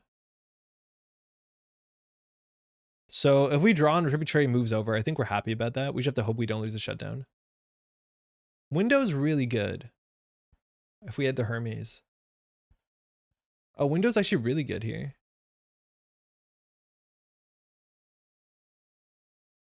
Because we can window the MIC, Tributary fires. We can install the Pan Weave. Tron's down to 4 credits, but then we have a chance of hitting the emergency shutdown. So we draw once more. We just send it, I think. We don't install anything here, though. Oh, we probably can, actually, with the E shutdowns, 2 E shutdowns. Fine. That was the best case scenario. It's only the economic part, yeah. All right, we're committing to this. Draws a card. Okay. YDL getting better and better every moment. This Pan Weave might not be worth the credits. I can feel it coming. It's not good. No, it's not. Oh, you like that's the cool thing with this deck is like you find windows. Like it's literally the window opportunity card. You're trying to find a thing and then you're capitalizing on it. Right here now we get back the sure gamble and the diversion. We'll probably get the gamble back, right? And then we shut this shit down. 2 cards, yes. We're going to get pan weave credit. Tron's going to be on 4. Needs a Rashid in their mode server. Seamless to score an agenda does something. We have Hermes. It's a Brawn. Okay, not great. Window of opportunity. Will you re-res? No Saci. Okay. Oops. All right. He's got some work to do. If he scores out, unless it is third Rashida. If he doesn't, if he YDLs, we concede, right? We walk away. 19 cards left in R&D. I guess it is a 44 card deck, huh? But now we want him to res the MIC on last click. Right? Like if he reses the MIC, maybe he slides Vovo over. If he reses the MIC and goes down to 1, like we're fine. I think.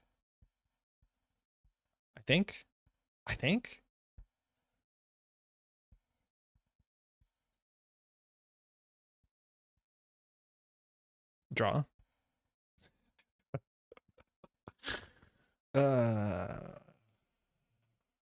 One diversion out. It's a lot of ice for PD. Alex, how's it going? It's some ice.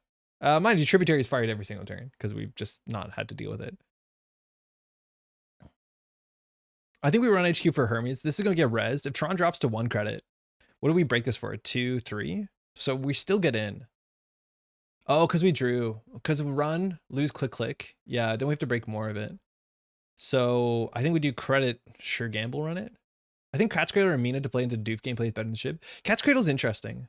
Cat's Cradle is genuinely interesting. That's a good idea. I didn't consider it. I forgot Cat's Cradle is in standard, let's be honest.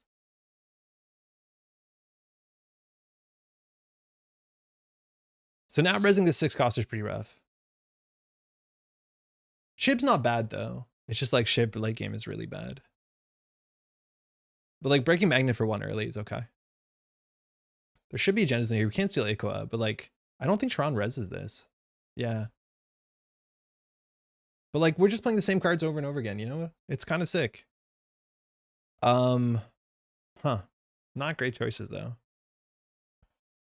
We might not want to do that. We might actually want to get evens because I don't think he gives us the E shutdown. He loses the credit, we gain a credit though. So scoring an off or a luminal here is pretty bad. The same Brawn feels bad. Okay, we have windows. He has seamlesses. YDL for 7. Okay, it's on 11. Seamless. It's a luminal? Double seamless. We get a bounce here. Oh, Tucana, never mind. That's a problem. Maybe prior to the early game like this for Doof is the game plan.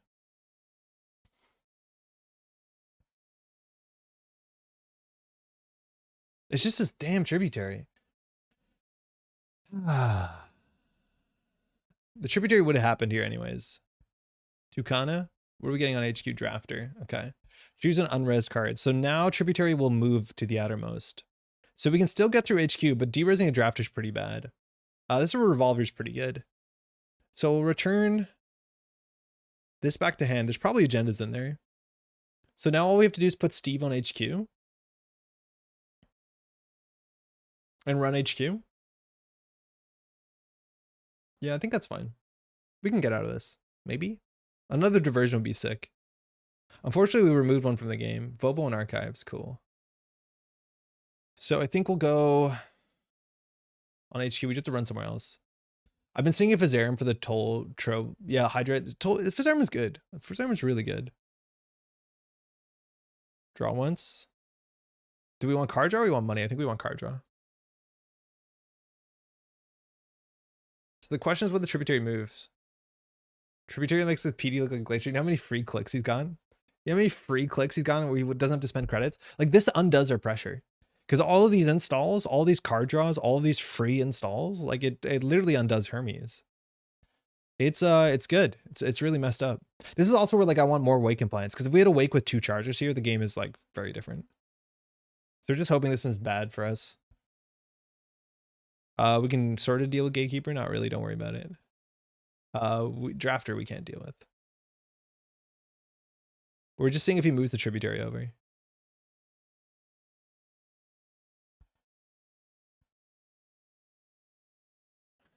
That's not good.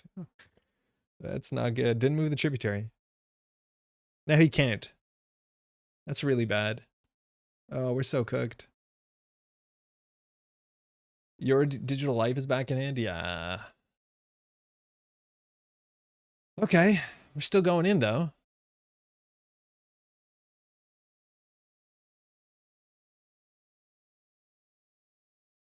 Hagen, that's fine. Okay, so now we need to run this. He's a YDL, so he can res everything and bounce back. It's hard to beat that. But here he can't res bronze or MICs. Have you seen the rover algorithm trib decks? I've seen with eavesdropping a bit more. Hagen, okay. So YDL costs 2 credits, right? That's a Rashida. So he's Rashida into YDL, so he's gonna have like way too much money.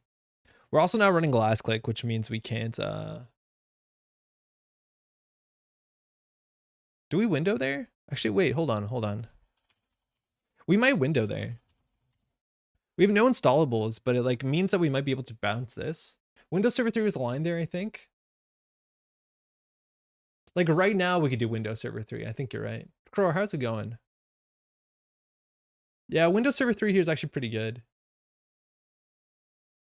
I like that a bit better, yeah, because we trash Rashida.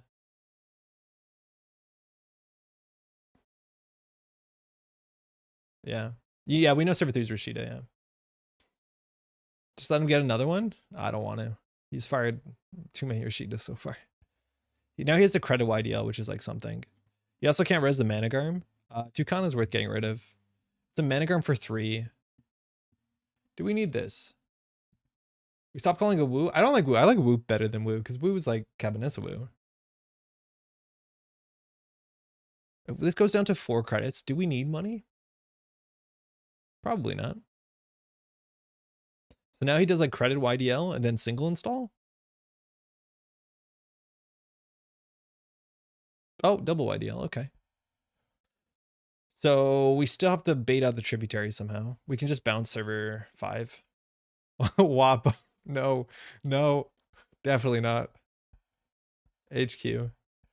Okay. So again, this is where I need more multi-X. This is where I feel like you need more wakes, because winning off singles is really, really difficult. We have 15 cards in R&D. We've only seen 2 points. There has to be multiple agendas in HQ. We've been getting unlucky seeing the same brawn. So we have to run this, then run here. We can let FFG window retire and become null window. The fact that window is an existing card is like going to be a problem. I think we just run bounce. What are we drawing into?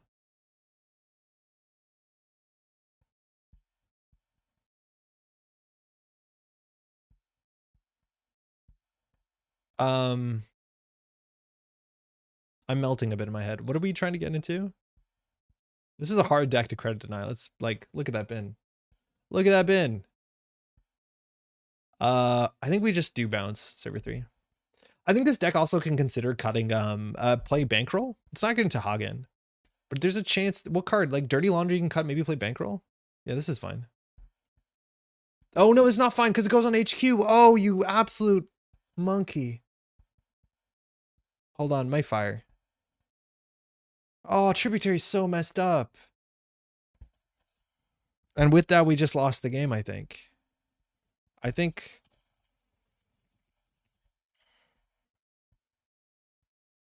That actually is going to cost us the game.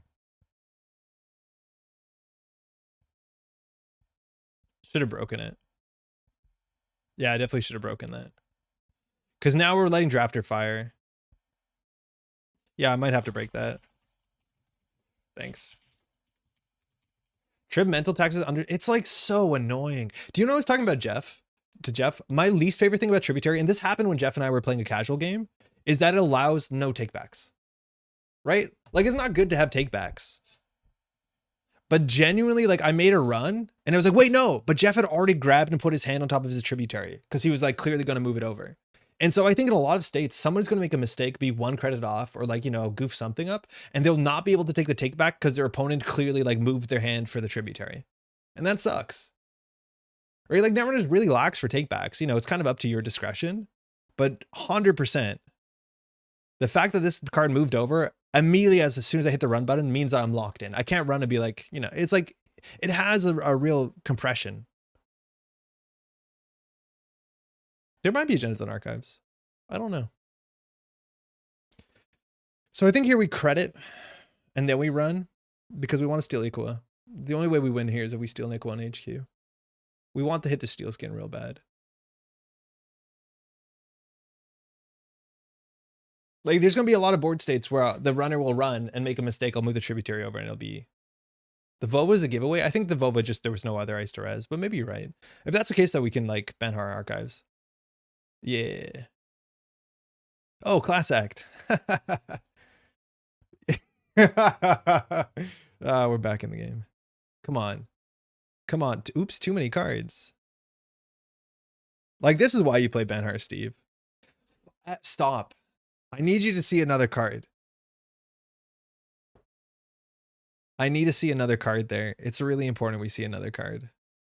That's annoying. So do we E-shut down the drafter? Like, we clearly play E-shut down here, so there's 2 E-shut downs in the bin, right? Oh, there's not. Well, that's the card we play. The question is what we E-shut down. The drafter for 3 credits seems like a thing. E-shut down the trib? Oh my god, yeah, you're right. Stupid thing. There's no op with... I'm not... Shutting down the trib gives you the free... Yeah, and centrals until a threat appears. Yeah, exactly. But at this point now, a bronze going to hit on HQ until we get our cleaver. Or sorry, our revolver. We can't let drafter fire.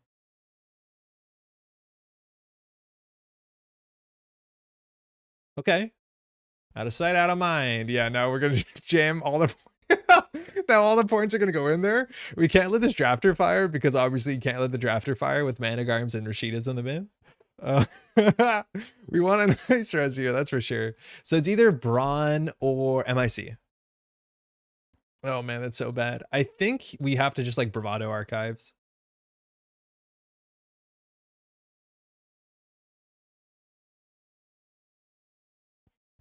Scores out, it's pretty bad.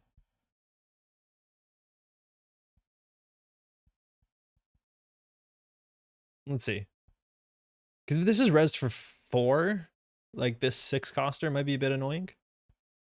This is where like I think the deck wants Inside Job, because Inside Job actually contests multiple ice on this remote server.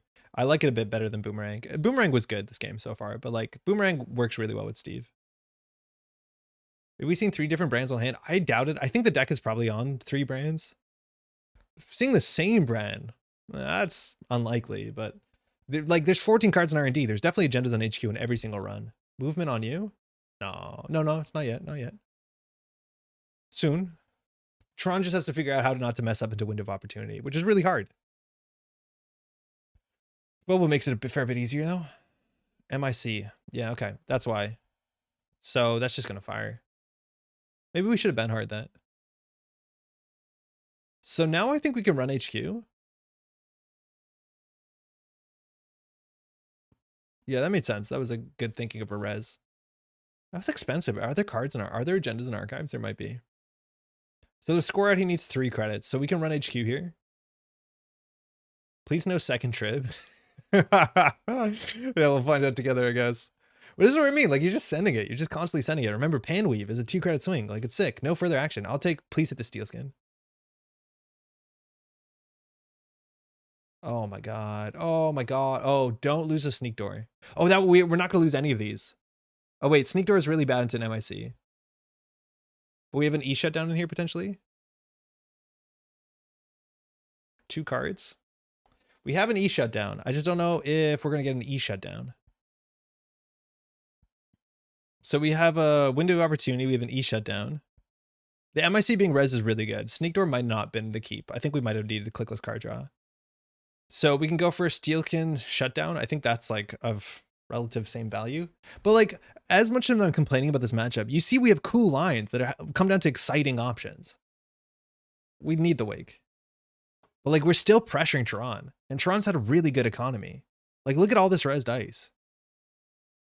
We unfortunately, I think, broke a bunch of our Steve triggers that we should have not.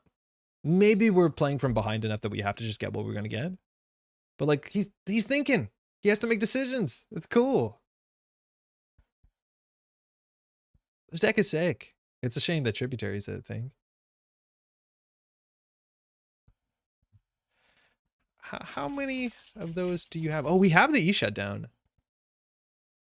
He's on 3 credits. If he scores out anything besides an off-roll, oops, all Brad. It's the only card we've accessed, I'm pretty sure.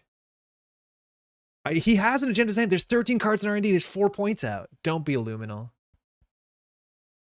It's Illuminal. Oh, sick. The user decision why I think Steve is better designed if he said difference? Yes, but then you got to give him a link or something because he's not very good. I totally agree. Steve would be way more fun if it was different. YDL came back. Can't play it. Okay.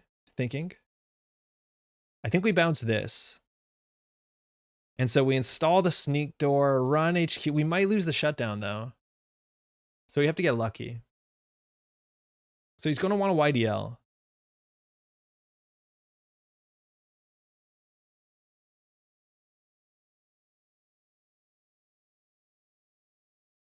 Okay.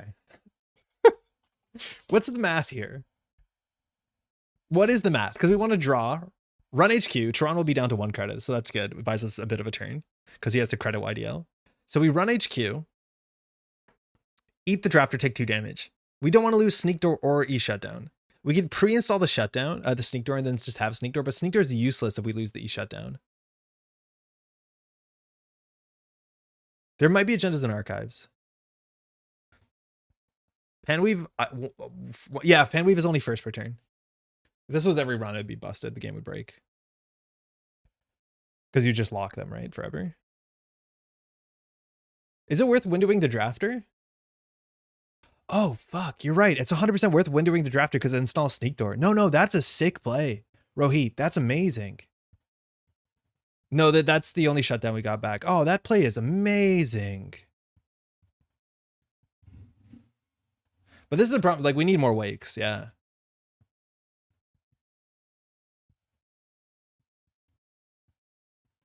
Oh, wait. This play is so genuinely cool. Mind you, the card that you're playing is not in the bin until after it's done. So we can't do window. Please steal something. Okay, big ice. Lost. Panweave is fired 4 times, 5 times. E shutdown. Run archives for respect because of the 5/3s in there. There's no way. There's an off-rolled in there. That's incredible. That is genuinely incredible. Click sneak door. No, we wanted to run archives. That's legit. That's legit. So they don't have 6 brands in it. Thoughts inflated. How's it going? Yeah, I'm surprised too. Okay. So we can't win this turn. I think we put the Brawn back in hand. No, but putting this anything, we have to put something back in hand. It turns on YDL though.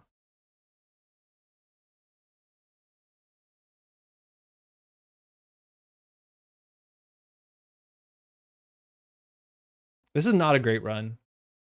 Yeah. We know there's Brawn MIC and we just added another MIC. Overpromise, underdeliver. Yeah, you did promise 3. We were meant to win the game.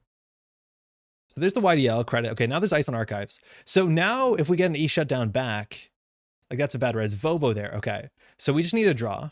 We'll put this on. Wait, is it cheaper to run HQ? No, we want to force the res. So we'll draw once. Do we install this? I don't see how we run R&D anymore. This deck is so fun. It's genuinely so fun. It's just like a pile of pressure. There's no way we die here. We can't trash Vovo, unfortunately. But we get an access on HQ, which means Steve fires. If you res here, like you res for 4 credits to the MIC, we get the strike fund hit, probably. No further. Sick. Choose 2 cards on the heap. So we probably do window. What do we do? Window? I think we do window shutdown. There's no way we die here. Oops, endless Eula. It's not real. Please hit the 5/3. Sprint. Okay. So he's on multiple sprints. The second E shutdown gone, so there's only 1 more. I'm just going to keep hitting this button. We got our credit off Panweave. I'm definitely going to go back for another. Again, 2, 4, 6, 8. There's 12 points in R&D. Yeah, we have to go back. So we know sprint, we think is a Brawn or MIC. Now if you res, there's a chance of hitting the window. Maybe you're happy about that. It's hard to tell. We haven't seen a Saci in the deck. This is where the card draw in the deck is not good. Like imagine we had a Zenith and every run we draw a card. Like that seems good, doesn't it?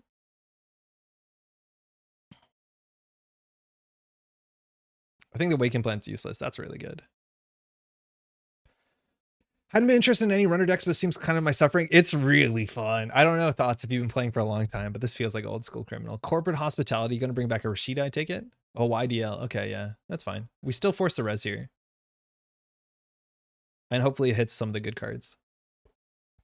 Please downplay. I can't take another year of Doof gameplay. It's not that bad. Oh, actually, imagine we drew a Doof. That's like kind of good. I'm just going to start with the sneak door and then hope something cool happens. I'm confused. Isn't Steve supposed to be the resources? No. I hear you. Not at all. His ability is like, it's really, you know, play one influence for it. It's fine. Start with it. I don't know, but it feels okay. Okay. Tron's moving around his cards. It's the MIC as we thought. So we're just going to take 3 net damage there. Probably is going to work out for us. That's cool, I guess. That's fine. Window, I think.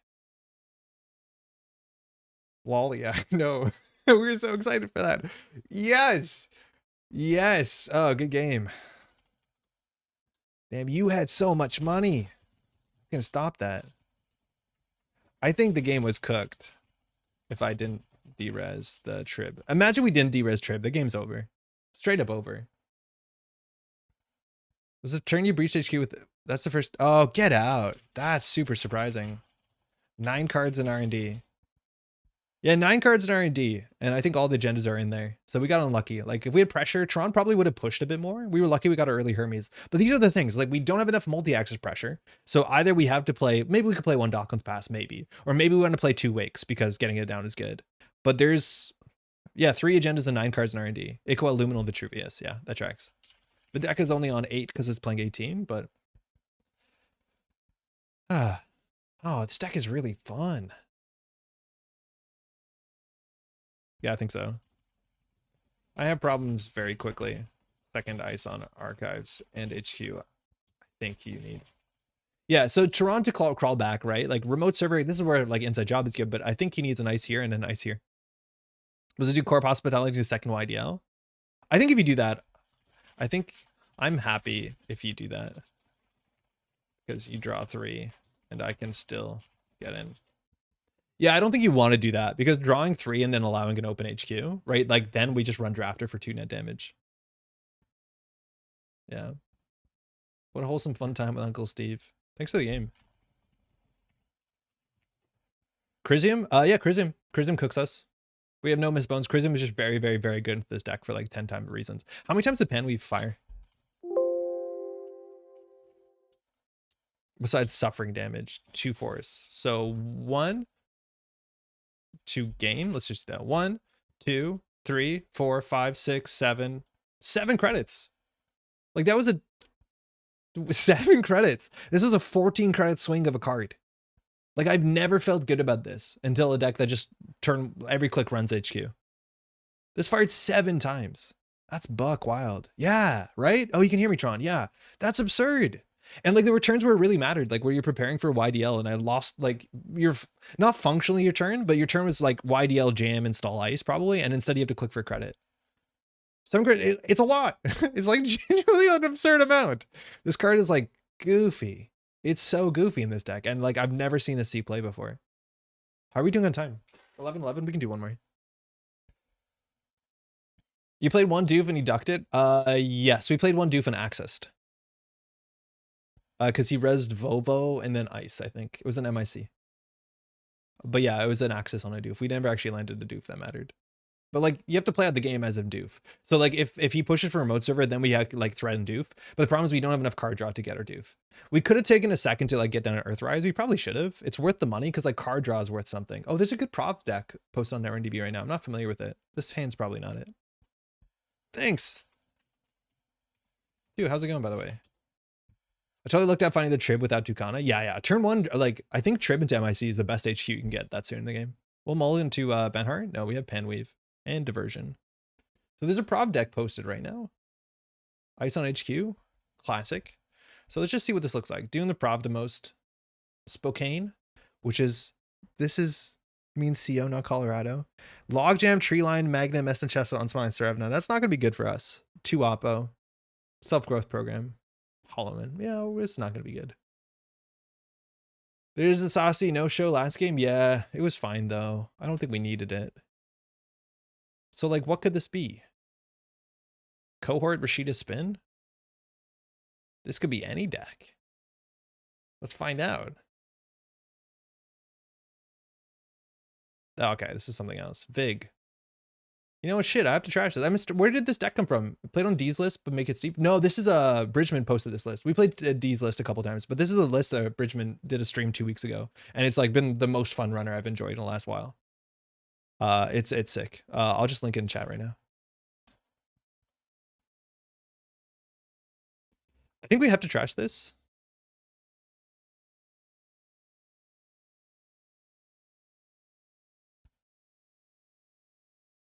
This trashes Rashida. Oh, fuck.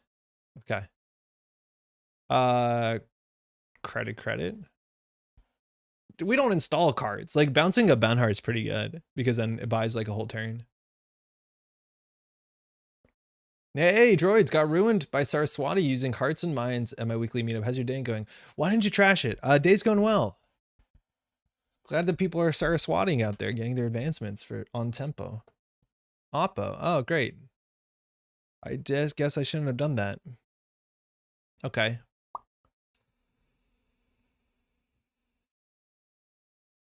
I need help. Just gonna float those tags a bit. Nothing can hurt you when you don't have a board state.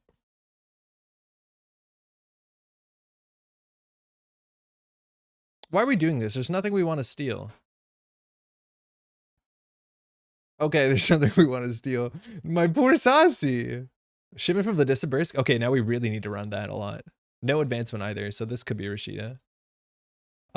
There's an agenda in there, and they're gonna score it if we can't. Okay, got it. Sick. Okay, the Saci goes back to hand. Whatever. They used it to score Jumon.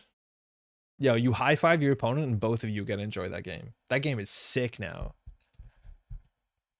Okay, yeah, this deck is not good against like Amani Sanai assets for obvious reasons. Not a Rashida apparently. Oh, they advanced the size. I didn't see it, so this could have been anything.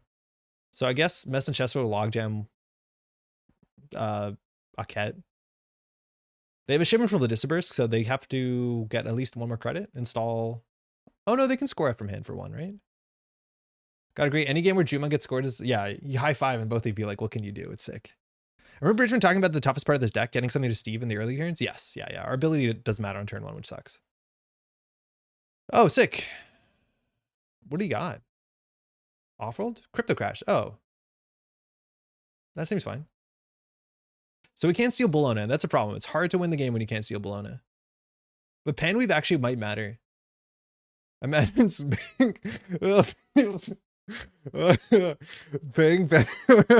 installing Panweave to Money's and I seems so good. Oh, wild. Absolutely wild what we're gonna do in this game. I'm just gonna like run a bit, I guess. Maybe we should respect a cat. Oh, okay. All right, well, we know where that's gonna go. Jumon's a 2/6, yeah. It's a 2/6 with like a busted cool ability. And like it's a very powerful ability, but still a very fun ability. Okay, so they're gonna discard that with Spin Doctor. That's okay.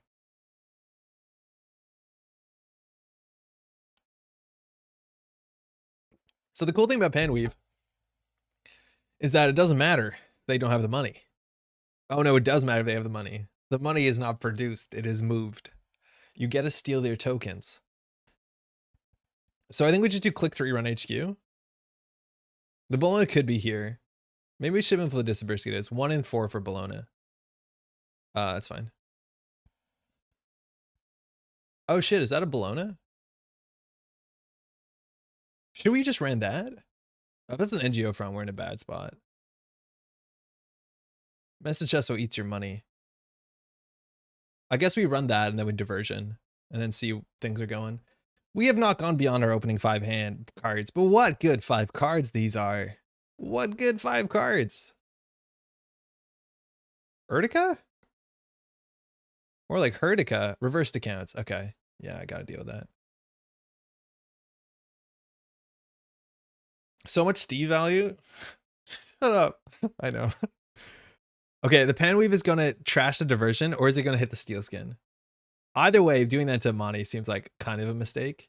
The problem is they can res this next turn if they do credit, credit, credit. We needed to stop that. So I'm just gonna throw a little diversion here and hope this is not an Niket. Like, I'll take 3 credits happily.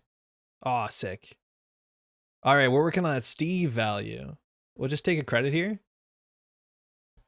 We're fighting. Tooth and claw, we're fighting. There's a blown in hand. He can discard it. By the way, Miss Bones is good. P criminal play, never install card, just run. If you win with the board state, you should be playing Shaper. Genuinely, the Panweave is sick, and we probably should put them on the Panweave and just try not to steal agendas.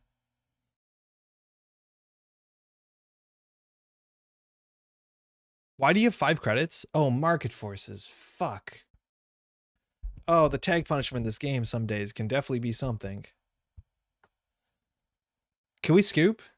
Are we allowed to scoop? Like, we just got oppoed on turn 1 because we trashed a Vig. This is credit warfare? Yeah, they do what I do to them, they do to us, and I get upset. And I was like, can I concede?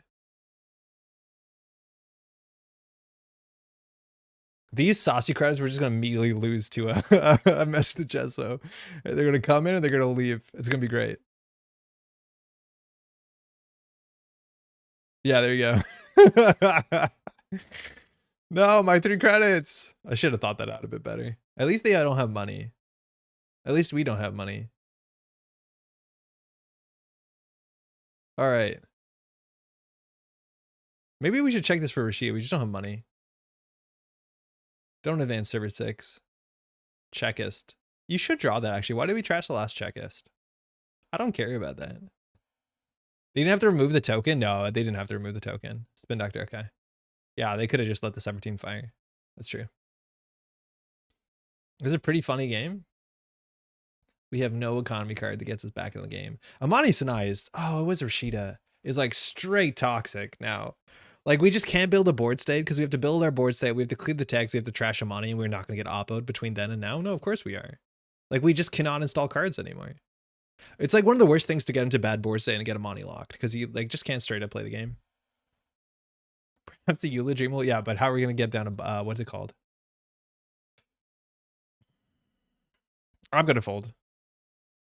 You mind if I fold? Throw the rifle into the cornfield. Where's your accumulation to steal the money with it? Yeah.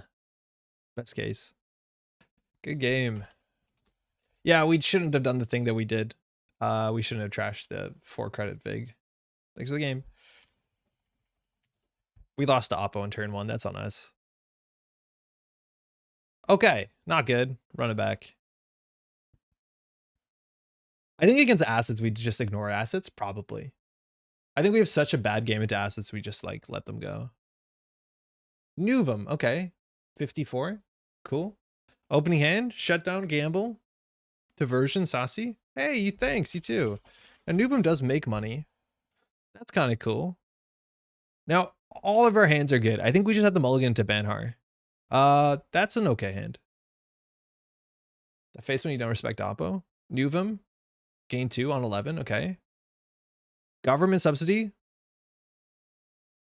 Are we just going to die? How do they have 16 credits? This is deck 1 FAO. You can E-shut them, then FAO the trips to get rid of them. It feels like a lot of... This deck wants so many other cards before that.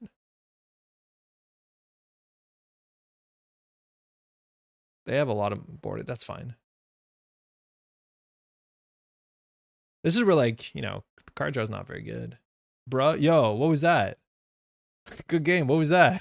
I trashed a Vig on turn 1. The game was over. Cody, how's it going? 13 credits. That's fine. They still have to figure out how to win. I'm worried about punitive. They can't res acid if they don't have credits. Exactly. Well, they can res Vig. That one's weird. Not many ideas can gov sub and still ice HQ in turn 1. Yeah, tell me about that. Yeah, exactly. They can do hedge fund and government sub. That's weird. Outfit can do it, sort of. Big Bonk, how's it going? So what do we want to do here? We can do Kurapir into diversion. Probably don't want to do it this turn. If we draw, we're discarding. It's not great. Do we window Saci? We would need a Hermes for that to be good. Even just plan on to go sub. Oh, in this deck, yeah. Fig is a good card for real, for real. Yeah, I don't know about that. I'd play Miss Bones or something. I don't want to show the Kurapira. I think we throw the Saci out. Whatever. No point in the window play until you have 2 cards in the bin. No, it's not great. If we had like Hermes and then can open up HQ, so be it. Armed Acid Protection. Okay, 15 credits. So can we force a run on this twice? If we do Kurapira Diversion, they crack it. We can run HQ for a single. I think we just have to force this. Fig is a cool idea, at least. Yeah, Fig's a cool idea. So what could this be?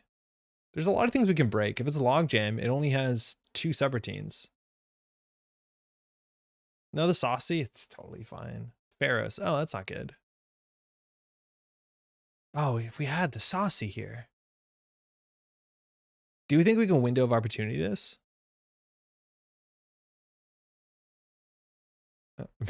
Middling Fig. I think we could have window opportunity Saci this. And then the game's kind of goofy. I wish we had the Saci. Like, what should we thrown out there? Probably the Revolver. The Saci actually is like a tempo play on us. This is probably Rashida, though. They have 1 card in hand. They need this to be Rashida. Can we respect that? Oh, man. Window opportunity Saci would have been sick. We would gain a lot of money. Oh, it feels really bad. Can we float a tag? Probably on this board state, yeah. It's really bad if it's Rashida, though. I'm going to do it because it's fun.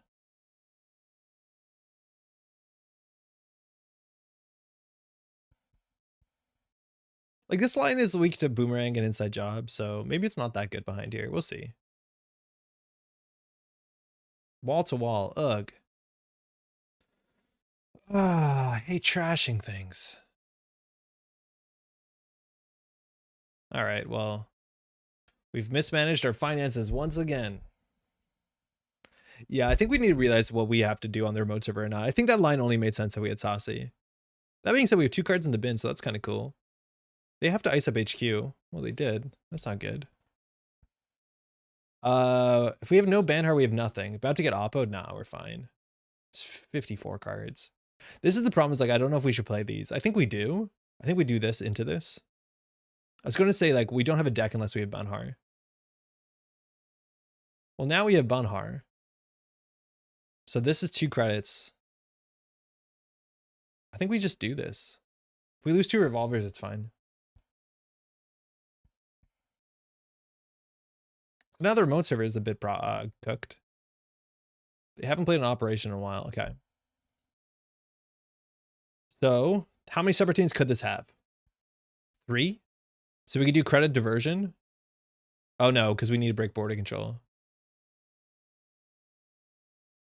Why kind of makes up for not seeing Miss Bones, but that Ches was right not to include it. I think you can play Miss Bones pretty easily. I think this is all we do, and then next turn we go for the diversion. We have to hope that this is not something ridiculous. Oh, it seems ridiculous. Oh, that's fine. That's fine, probably. As an early trash, I don't think buy is a great early trash thing. Like, I don't know. I'd rather maybe play Scrubber. Like, it's good, but it doesn't do that much. I don't know. So if they res this, we pay for that. Thinking, yeah, no worries. So you're kind of incentivized to res this. Otherwise, you're losing your money to doof. Unless you res this and crack the border control. And then we have 1 ice on HQ, and then we're like happy campers. Because we can get back Steel Screen Strike Fund. This is where like we definitely need the Waken plant, and we're going to feel it. Because we need to lock R&D every turn. No further. Okay. So we take 2 damage, I think. I think we take 2 damage. They might crack the board control. Okay, we kept the Earthrise. That's the best card. Okay. So now we can go back for a single. Nothing hurts us, I don't think. Hoard'em, fine. So what can we do here? We break that next turn, so we probably should draw, or we just run RD and lock the deck. Border control, that's not good to see. Yeah, this is where like having one wake means it's hard to actually lock the deck. So it could easily be the boarding control card in the remote server credits. So we can check this for 3 damage, or we can run HQ. Running HQ means we take back Saci and or Strike Fund. They'll probably give us the Strike Fund. Diversion might be more impactful here. We need to E-shut down for this to blow the game open. This hand seems pretty bad, so I think we're going to run HQ with this hand.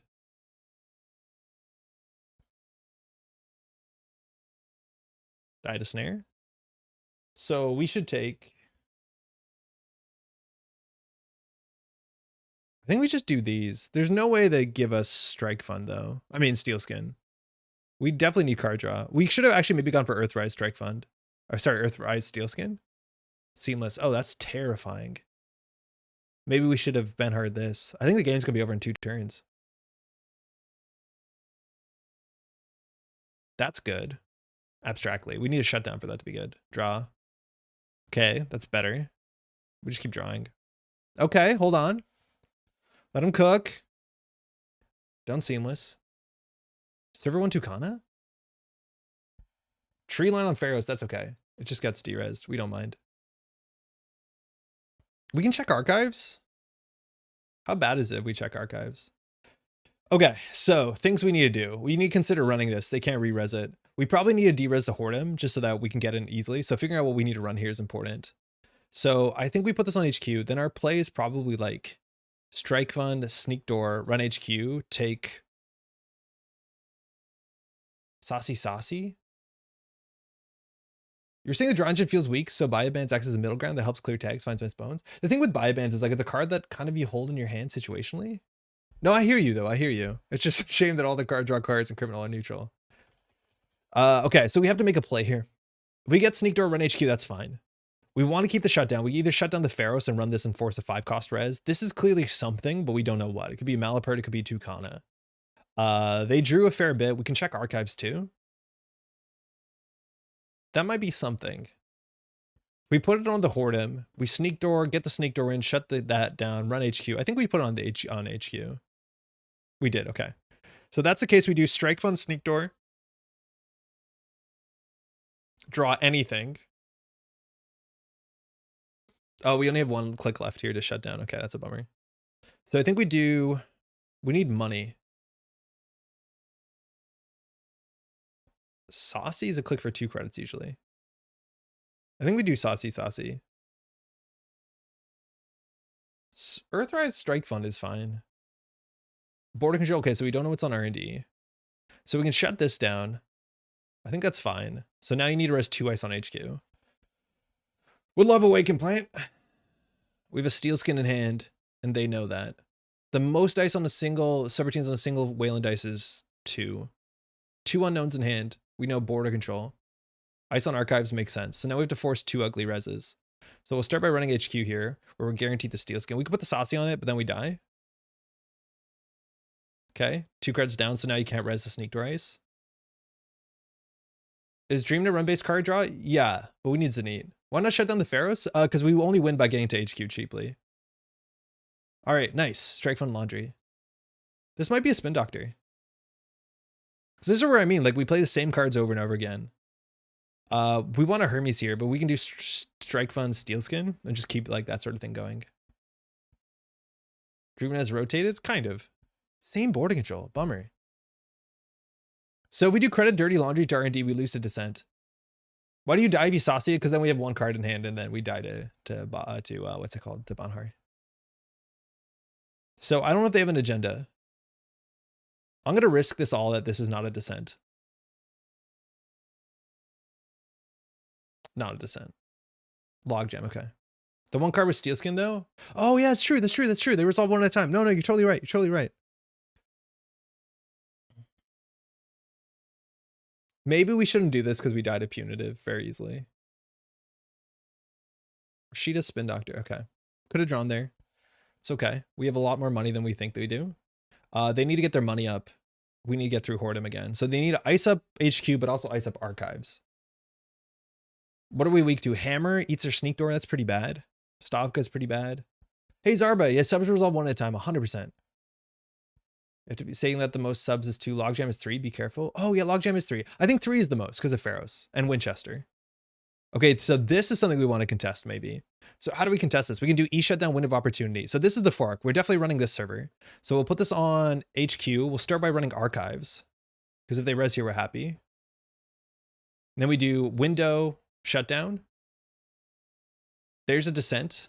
That's fine. So now we run HQ. Steve Cambridge, now there's a name I haven't heard in a long time. Prison Dimension, how's it going? Welcome to the stream. We get our handful of money. We died them a virus in their most server. Oh no, they don't have credit. So now we do E shutdown window. Like this over the deck is cool. I haven't seen Endless Eula in a year since the cleaver. You need to leave a click for APOC. Border control. Okay, so we window this. We'll run. Should we draw once here? Actually, yeah, hold on. We should probably draw once because we could get down like a Hermes. That'd be sick. Okay, whatever. 1 credit, res ice wall, I guess. We can afford to trash this stuff. Spin. Okay, good. Shuffling back in. Spin. They have 1 credit, and I'm a virus. If they had 1 more credit there, yeah. Sorry. If they had 2 more credits, if we didn't draw, we could have died, but they didn't have the money. Pharaohs is back up. Okay, they still have a lot of work to do, but they have subliminals and they might have planograms. They could have, what's AAP cost? I don't know. Install credit. Okay. So now we can get into HQ and bring back the strike funds. Like we're playing the same damn cards over and over again. We don't know what this is. We can run HQ and go for window of opportunity, and that's all we have. Let's draw once here. Archives is cheaper. Draw. Shibboleth. Oh wait, that's good. That's better than a damage. Imagine we had a Awaken Plan here. Or sorry, not even a Awaken Plan, a Panweave. Like it'd be really good. This card is worth a credit. So are we taking Strike Fund, Strike Fund? We could afford an Earthrise here. We just don't have another card draw option. And we need to keep the economy denial up because their money's getting there. Another Descent in hand. That's good to know. So I think we draw. Laundry. Okay. We need more pressure. We don't need economy Rashida. That's not good for us. So they need to ice up archives and they need to ice up HQ and they have to res both of them. If they hit a hedge fund here, they're pretty good. Subliminal. Yeah, that's bad for us. That's a clickless 3 credits. That's really bad for us. They're on an Atlas counter and like they're still kind of struggling. Finally, if we're talking about the quest complete gameplay, some exploits would be kind of rude. Yeah, you just can't keep them in hand too easily because you're banharing. Like it's hard to hold those like sort of precious cards. And then you don't want to play more than one of them so you can't Steve them. Exploits seeing some amount of play in life decks. No, fix it up. No worries. Would it kind of made sense to run R&D on the last click? Only 3 cards, no surprise snare money.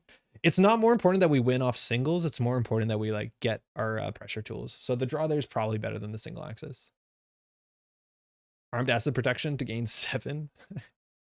They've already knew him though. I put one in my exploit deck. It's fun but bad. Yeah, I hear you. All right, now they're going to be able to ice up everything, which is a problem. We know one of these could be a descent. And one of these could be a logjam. So if they res one of those, that's okay. We can still get through the Hordem, like it's possible. So do HQ draw once. So one of Boomerang, there's some value in that. Now we can just Bravado HQ. It'll leave us on 3 credits. We break this for 3 credits, and they probably have agendas in hand. We made a run, so we just beat Winchester. That's 3 net damage. That's fine. But we beat the thing. The one. You know the one? The subliminal one? AP might be the secret sauce for new. I tried it. It's okay. It's extract. They're lucky that they got an upgrade in here. That's the hardest one, but it's just extract. I think we deny them the credits. I think we don't give them the credits. Them having another credit actually really matters. All right, we need to get back into the game somehow. So I think we do Boomerang Earthrise. They might see 1 credit and give us Earthrise. We'd like the Earthrise. We're not on 1 credit. We have a lot more. That's good. Where's our one of Hermes? Oh, we got the Earthrise sick. Now, the problem here, we have to draw so we don't die to Singleton Punitive that they can Atlas. We haven't seen that they're on a Punitive deck, but I think we do draw. We don't install the Earthrise. We had a shutdown there. There was a small window to do some shutdown shenanigans, but we just, if we drew Classic second click, that would have been better. We drew Classic third click, or technically fourth click, right? But we could die to double Punitive here. We still could die to double Punitive here. They have a lot of money. It sucks not having multi-access. It's real rough. Respecting Punitive feels right. Yeah, I'd rather respect Punitive. Did they overinstall this? Yeah, they did. Okay.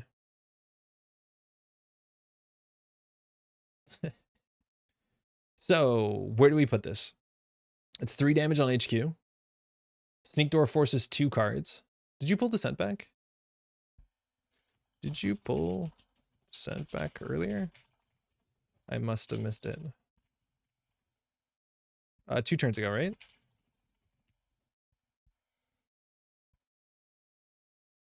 Or this turn. Oh, just this turn. This turn. Got it. Okay, so where do we put this? If we put it on server 1, they're forced to res something.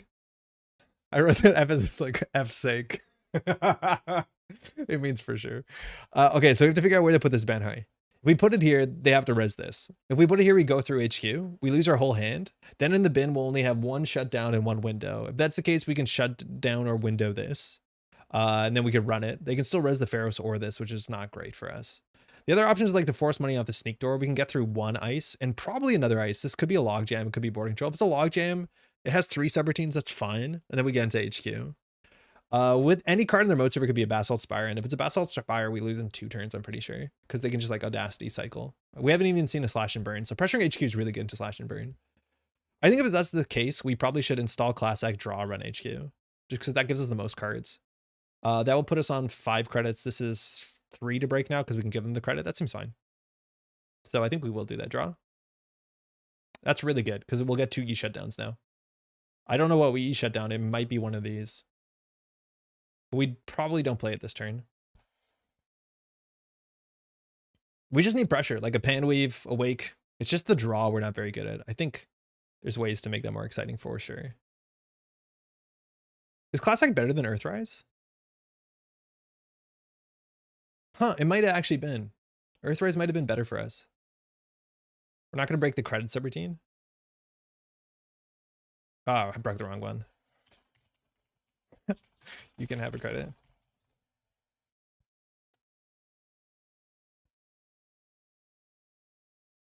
Nice. All right, so 2 cards in the heat. What are we taking? We have a pair of E shutdowns. We have a Bravado. Oh, that's easier to read. Doof is not too relevant here. I think we probably do 2 shutdowns just so that we have that pocket play. Boarding Joe, bummer. Okay. So now if we run the server, we can shut down the Pharaohs. That will cut their money in half. They still have to consider resing this. If we cut down a Winchester res, right, like it's not that bad for them. We're going to get 4 more cards next turn because we already drew this turn. We're not going to get 5 return 1. But if we E shut down, probably the Winchester. So if they score this out with like an Atlas or an Audacity, it's probably not economical for them. Above the law trashing Bankhar, I think we lose the game on the spot. I think that's what we have to keep in mind. We will lose the game on the spot.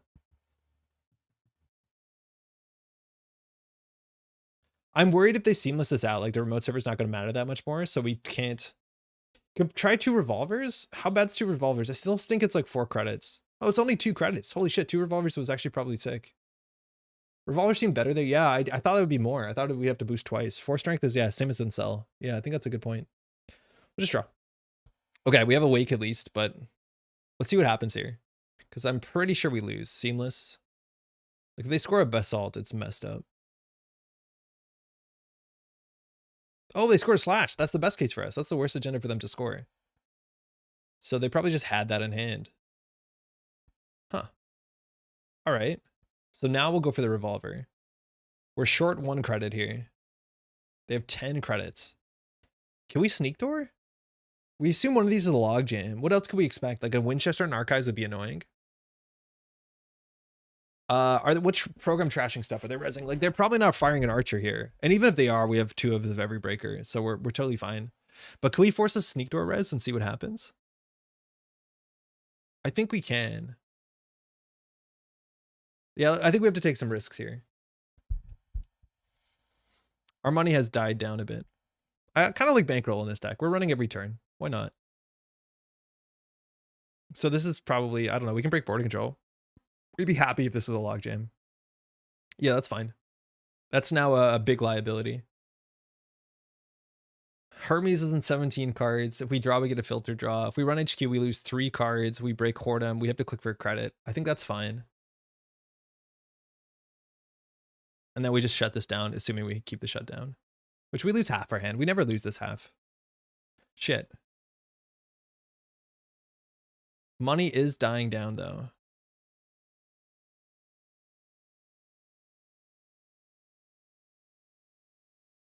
Oh, no. Oh, no, oh, no. Oh, no, Shibboleth, you're bad now. Oh, please. Thank you. Oh, no, we got lulled into our Shibboleth safety. Oh, this is terrible now. This is really quite bad. What does it cost to break? Oh, a lot. Okay. Shibboleth is a problem. Yeah, Shib moment, right? Threat 4 never happens until it does, and then when it does, you never want to play this damn card again. Break Whoredom for 5 credits? How do we make forward pressure here? Like, just get lucky? You know that threat text Matryoshka? Yeah, but then you can't break the Whoredom when they triple advance it. So I think you picked maybe a bad example. I hear you though. I honestly think Cradle's better in this deck because there is a fair bit of D-res. Like Cradle could be very playable. Actually, last game, how's it going? Probably, yeah. Let's just force reses. We're gonna rip a Basalt here. It'd be sick. Well, look at that. So the boomerangs are 4, yes, but we only have 1 is gone.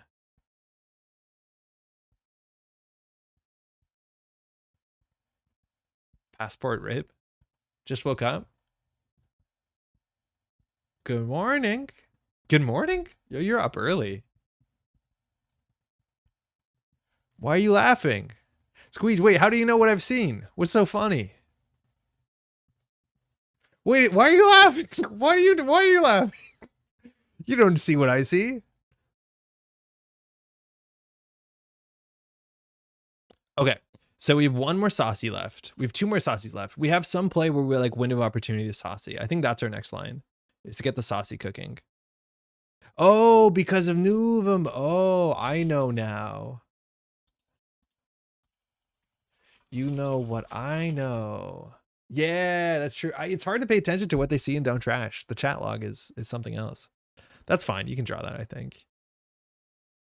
Okay, yeah, our next play is window opportunity HQ. We need a Saci, though, for that financially to make sense. We probably should have drawn there instead of click for credit because we didn't get our filter draw. Oh, shit, they have money.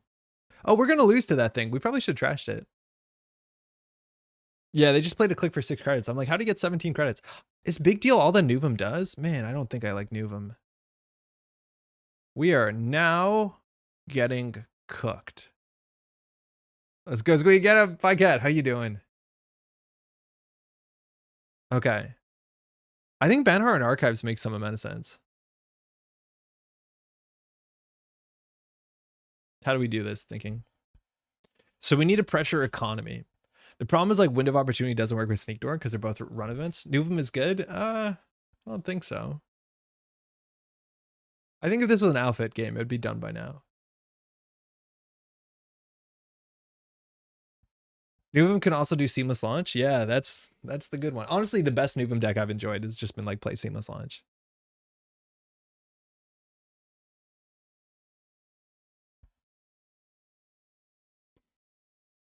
Okay. How do we make forward purchase?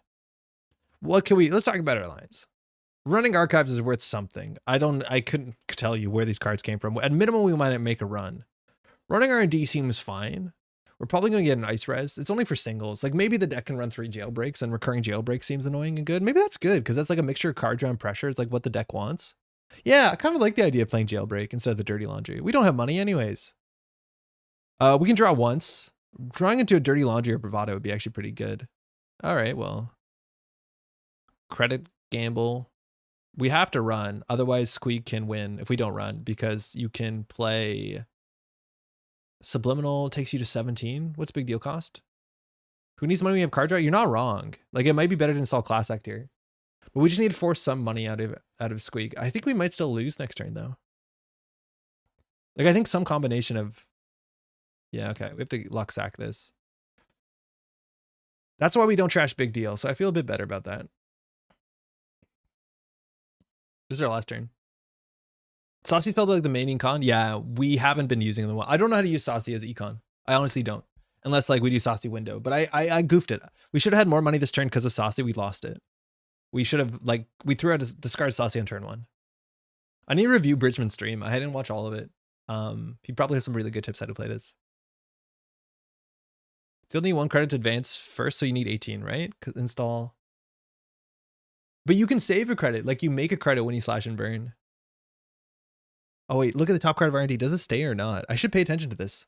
Uses Descent to reveal Project Atlas to add hostile takeover to hand. Wait, so you have a hostile in hand? Wait, you have a hostile in hand? We're now on last turn? Wait, what just happened? Oh, they're in R&D. Wait. What happened? Spends a click to trash Descent from HQ to use Descent to draw a card. Use Descent to reveal Atlas and Hostile from archives, shuffling them. Oh, they were in archives. Okay. So they're in the deck. Oh, into the deck. Right, into the deck. So you're saying there's at least 2 agendas in R&D.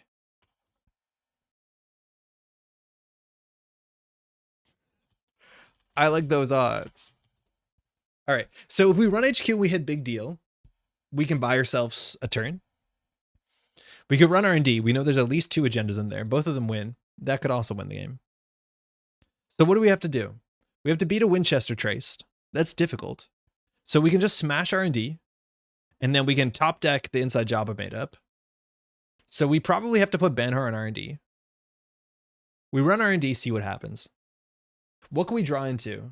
We've lost 1 strike fund, 1 strike fund. We've lost 2 steel skins so far. Because this is the best card in our hand is Window Opportunity. If we top deck a Saci and keep it. I do know the top card. No, do you? Does it still do Descent wrong? Does it fire after Descent or before? I know it used to do it wrong. Descent peak at the top of R&D before after. Yeah, please. I think they fixed it. Before. After. It used to be before. It should be after. It says when you finish resolving. So after Descent resolves, then you should look. When I played on week 1, it was before. I think they fixed it. Okay. So you shuffle, then look. No, it's cool. I think the log says that. Yeah, for sure. Okay, so we have 1 and 4. We have to get into HQ with 3 credits. So if that's the case, we should put Bankhar on HQ. It should show in the chat log what order happened. Yeah, I just don't know if I trust it. The chat log does suggest that it does it correctly. So they need to have in hand, well, not an agenda because of Atlas. And if they have 2 big deals, like none of this matters. So let's count influence. Like Spin Doctor's 3. Big deal's what? How much influence is big deal? 4 or 5? 5. So 5, 6, 7, 8, 9, 10, 11, 12. So is there any way they're on 2 big deals? I think no. 5, 6, 7, 8, 9, 10, 11. No, there's no way they're on 2 big deals. The child had Nuven Peak? No, I don't think so. Use Descent to reveal Project Shuffle them and then uses Nuven to look. No, I think the chat did it right. Is that not wrong? The chat did it right. Use a Nuven to look at the top card of R&D. Use a Nuven to trash the top card. 2 credits. Spends.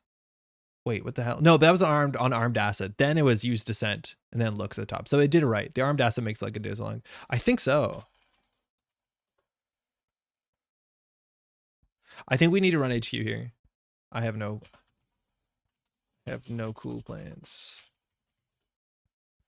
All right. Yeah, dev team fixed it. I think you're right. Yeah, I think dev team did fix it. Shout out to the JNet dev team, you're the best. No plans? It's still dastardly. So we have not a 50-50. We have a 25%. We have to get in here with 3 cards to trash a big deal. So how do we do that? Running archives, mind you, is like kind of fun. This cost us... Okay, don't worry about that, Andre. So we can draw once. This cost us 2, 4, 5 to break. So we have enough money. What are we drawing into?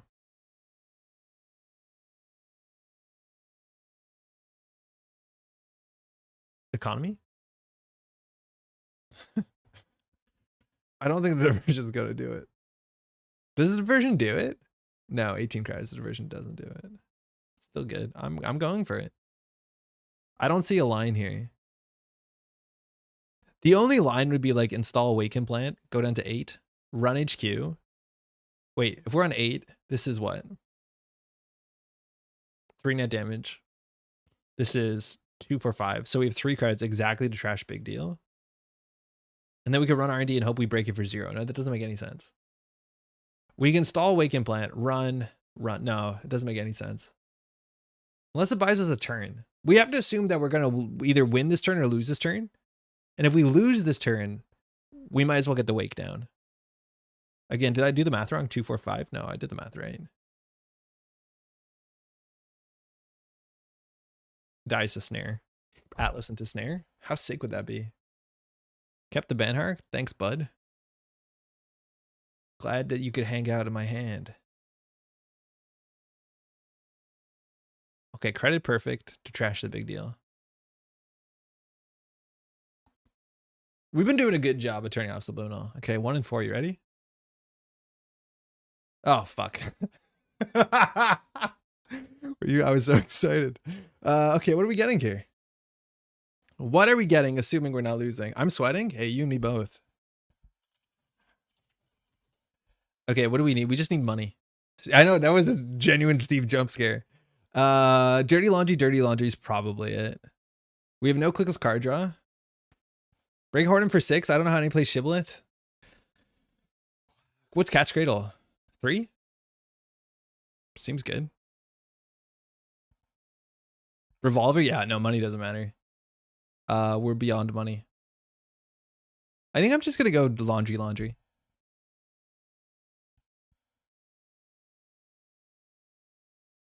Fuck. Well, we have 3 credits. We could win. Window for last click archives, Hail Mary. Window doesn't do anything. We would just run R&D, right? Oh, window archives? No, they still res it. Why do we have 3 credits? How did we get money on that run? Oh, because we had 3 cards. We didn't spend it. Okay, so we lost that. All right, we see 2 here. We just have to hope that this is specifically only a descent. The loose Chester? Well, that's a problem for us. Oh, that's a really big problem for us. Oh, no. What's going on? We just lost to Big Deal. And for those who said I should have trashed it, it didn't actually matter. This fires. That's a bummer. It doesn't end the run. Wait, we actually might be fine here. I think we're fine here. Trash a program? I don't care. Yeah, there's a chance. There's a chance. Because I don't think Squeech can spend enough to make the trace. Oh, no, Squeech can. Shit. It's credit perfect. They know the top? Yeah, I know. I thought they couldn't spend 1 more credit here, that we could get the wake to survive. Wait, why did I spend 3? Oops. So the top card, they do know it. So we're going to just get big dealed out. Hedge fund. Bummer. Yeah, that was 1 credit short. Because what could Squeech do if not? If Squeech doesn't have the agenda in hand, you could do like Subliminal. They have a Subliminal. Okay, so they were fine even if they spent an extra credit on that. Feels good then. Late stream. Hope it's been a blast. Lazy, it's been really fun. Just played like aggressive criminal stuff.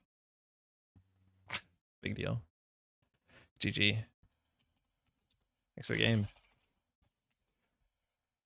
Yeah, I don't trash Big Deal because it always comes back with Basalt Spire. 3, 6, 9, 10, 11. Are there points in the bin? Hey, thanks for the game. Cheers. Yeah, that was tricky. I think we probably didn't play that perfectly. I think we messed up our opening game. It's still hard with that Awaken Plant. Like, you just don't have pressure. And that feels bad. Like we're just trying to win off of singles, and that's really difficult when this deck has like so much liquidity. The reason for the window archives play was hoping that both ice were 6 res. Resing with logjam got us a turn. Do we have 2 windows? Yeah, I hear you. I think this was a reasonable play too. I think seeing 2 on R&D, right? Like it's only seeing 1 on R&D because the top was known. But this basically has to be an ice that ends the run that we don't break for 3 credits. So Whoredom could do it. And I think if Whoredom reses for 3 credits after refund, that's still not good for us. Boarding control loses because they can crack boarding control. So maybe we didn't know what it would take. Yeah, there's no agenda in archives, but I think checking there's an agenda in archives makes sense because this logjam looked so good. This logjam looked really good. So maybe we could have done that. Yeah. Losing to Winchester and RD feels bad. It's not the worst ice. Like, you still have to break it. This not ending the run, I don't think is actually that big of a deal. Like, it still breaks for the same as an unsell and you can't click through it. Like, are we going to spend 7 to break this without a breaker? No. This card looked a lot worse when every ID was, like, linked up to the gills, like 419 and Hoshiko. And, like, still Hoshiko's there, but I think this on R&D is, like, I wouldn't say underplayed, because there's a better place to put it, but it's, like, not bad. Winchester on remote server is, like, annoying. I obviously don't have it at your innermost, but it's fine. Like, a lot of people still don't break this well. Like, Carmen breaks it for 4. I guess that's a drafter. Whatever. Good game. That's hard. That's hard. A lot of really aggressive scoring. A lot of money. Did you all see, like, we got to rewind the VOD how many credits Squeege got? Because it was probably pretty good. It's probably pretty good. All right. I think that's it for tonight. Thanks for hanging out. Oh, I need to shout out a name. Again, we're on Patreon. Thank you so much for the support. We had a new patron recently. Oh, actually, Alex Boyd. Alex, thanks so much. I just got a Patreon push. Thank you so much for supporting. We're supported by a lot of nice people across Patreon. We have a bunch of different tiers. Also joining on the daily cast tier was No One. Thank you, No One, for joining. But it gives me the time and ability to basically, you know, do Netrunner stuff and edit and do video stuff and stream. Mind you, we're going to be here on Saturday streaming for Fly to EMEA. I said this at the top of the video. I'll say it again here. If you're interested to do some commentary, I should have sorted this out earlier. Hit me up on Discord if you want to do some commentary. We can maybe get you a spot, hop on the mic. I'm really excited. Thanks so much. Again, if you also want to just support the channel non-financially, hitting like on YouTube, subscribing on Twitch. I'm just kidding. There's no Twitch tonight. We had big problems. You're just about to break 1K. Congrats on that. Thank you so much, Alex. Very much appreciated. You're doing EMEA quals this weekend. All the best for that. Thank you. Yeah, it's going to be a big day, a long day. It's all going to be done in one day. Again, shout out. That will be here on Saturday. I think it starts around 10. I'll double check once the scroll has gone through to see when we're starting. They're sending you some prizes for that. I think so. But I'm stoked. It looks like I think the EMEA event, the Continental, is going to be killer. And like specifically Italian Netrunner right now is kind of in its league of its own. Like it seems really quite good. Winchester will be the last card with Trace after Dawn. Is there anything else in Ashes? Punitive leaves. Winchester has Trace on it. No, Netscape also has Trace on it. But there's only a couple, you're right. It's Trebuchet has Trace on it. Yeah, there's like 3 in Ashes. Hey, Squeege. Realized the hostile was in Archives in the previous Nuvum trigger. Oh, get out. What was the ice on Archives? Because we could have windowed Archives, but I think if you resed both, maybe we got a turn from that. But yeah, there was apparently a point in Archives. That's sick. Good game. That was really fun. So yeah, if you're tuning in on Saturday, this stream starts at 10 UTC local time. Oh, I never know what this is. Time zone buddy or something? I'm advocating for ban all Trace with Dawn. I'm with you on that. It's really strange that there's like a very complex mechanic that only works for a couple cards. In EST, what's your favorite game for Mansion Runner? Hold on one second. Does anybody know when 10 UTC is local time? Does anybody know what that is? What did I agree to stream? Is it 5 in the morning? Help? No chance to grab it? Yeah, I don't think we're getting in there. My favorite game for Mansion Runner? I think the game that I want to play most of for Mansion Runner was Daybreak. Daybreak is the next Matt Leacock game. Shout out to Jason. I got a good time to hang out with Plural. Plural seems like a really cool person. Daybreak is board game. Should be 2 p.m. for you. That makes sense. It's 5 a.m. in Central. So no, it's not 2 p.m. It's probably in the morning. It's probably like 7 a.m. Daybreak is like a really interesting game because it's a cooperative game that's about like cooling the earth off. You know, it's weird because it's a very miserable tone. It's basically you stopping, you know, climate change, global warming. Every turn, if the thing goes up, the thermometer goes up 0.1, it's 6 a.m. for you in EST. Oh, Jesus, buckle up.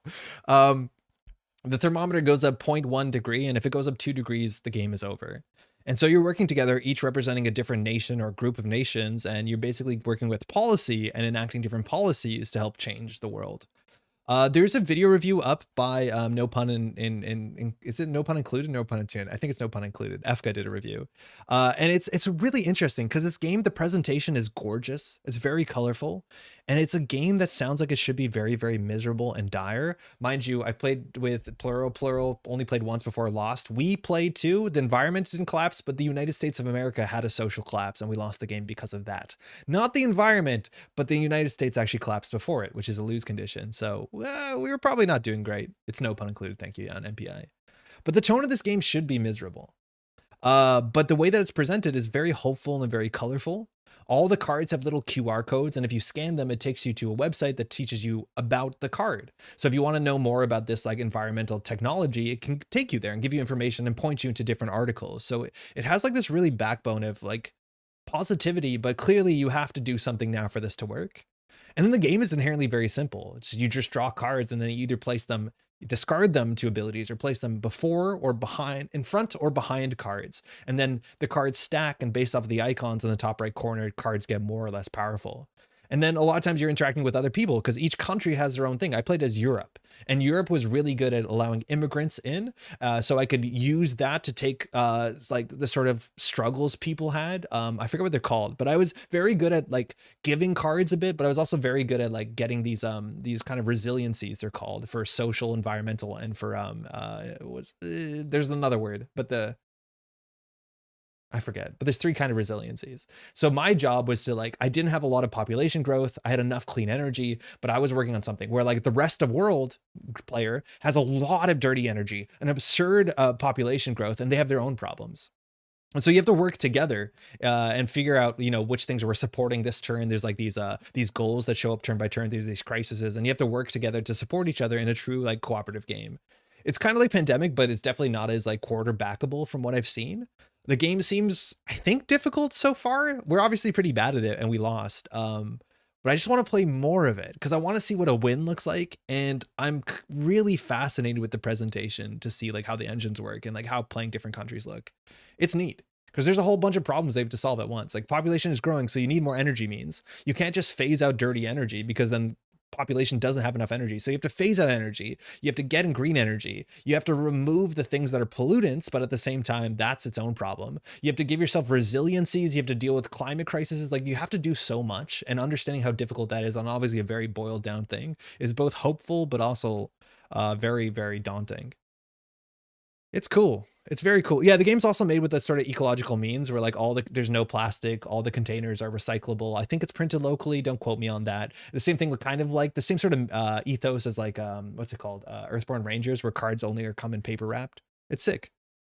Do you know if they opted for sustainable product design? I don't know if it was printed locally like Earthborn was, but definitely like all the pieces and like the containers that the pieces come in are like the sort of compostable like takeout containers type things. There's UTC conversions that folks are doing if you're based on UTC, not UTC 8. I think it's 6 a.m. for you. That makes sense. I feel forced hidden information is the best no quarterback hedge. Does Daybreak use any hidden info per player? It uses none.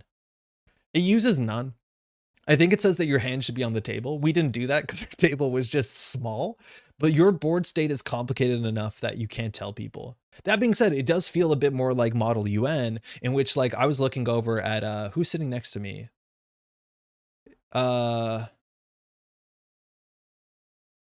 Wait, who is? I was playing with Dan B. Oh my God, I need to look at my notes. How am I blanking? Who's sitting right next to me? Oh, Jamie. We're playing with Jamie. And like Jamie had their own engine and I had my own engine. And it wasn't so much like I could tell Jamie what to do because Jamie was running Jamie's country. I think Jamie represented China. But I could say like, I need more policy cards. And then Jamie would say like, I really need infrastructure cards. I needed nature cards because I was doing a tree planting thing. So like, you're kind of, I would say model UNing to be like, I have this to sell. This is what I want. And then everyone's trying the best to make it work. And we made like really cool combos where like Jason had issues with resiliency. And I was like, I can work on your resiliency if you support me on this. And like, it felt cool. It felt really, really cool. A bit more model UN than Pandemic, which Pandemic is more like, Yeah. Do you feel like it's a puzzle more luck based? Do you make decisions with team consensus? You make some decisions with team consensus. And then very specifically as well, you have to be flexible. From what I've read online, the winning games are the games that you play with what comes up. Because every turn you only draw 5 cards, and then you have to make those 5 cards good for you. Because you only have 6 rounds before the game is over. So if you like don't draw well and you can't use the cards you draw, if you can't trade them around the table, you have to basically pivot your engine on the spot. Otherwise you feel like you fall behind. So it's interesting. It's interesting. I've only played 1 game, but it's the game that I've been most excited to be like, when is this in stores in Canada? Because I think the tone is really cool. The theme is really cool. And the gameplay is like very approachable enough that you could like, it's not that much more complicated than Pandemic. So like it's near gateway level of complexity, which I think is sick. And the art is really, really pretty. The colors are pretty. I just want to play it. Feels nice. I think that was it. ONR is the other option. We played so much ONR. We did like a sealed original Netrunner league, and just like ONR was kind of goofy. It was like really, really quite fun. Talking about Pandemic, it's the same design. Exactly, yeah. It's Matt Leacock, the same designer as Pandemic. That's why I mentioned it specifically. There's even one Crisis that's just called Pandemic, and we all read it and groaned, which we thought was very funny. I think it's 4 p.m. Wait, does nobody know when this starts? How do I not know when the event starts? It's either 6 in the morning or 4 p.m. Reminds me a ton of the Fate of the World, a similar solo digital game. I'm not sure I'm familiar with that one. Daybreak is good. It's on BGA if you want to play it. I feel like I don't think I like to use BGA as a way to play games that I haven't played yet. Cause I don't know. I feel like there's a lot of games that I've tried out digitally and been like, I don't get it. And then you play it in person, you're like, that's cool. I also played Dune Imperium Uprising with Eric Hayden and Nick Mason and Dan B, and had a good time. Good time. I definitely want to play more of it because it seems like an interesting game. I was really hungry when we played it. So it's like kind of like, hey, keep your head down. Anywho, I think that's all. Thanks for hanging out. It's past midnight. We should kind of close it up. We'll see you on Saturday.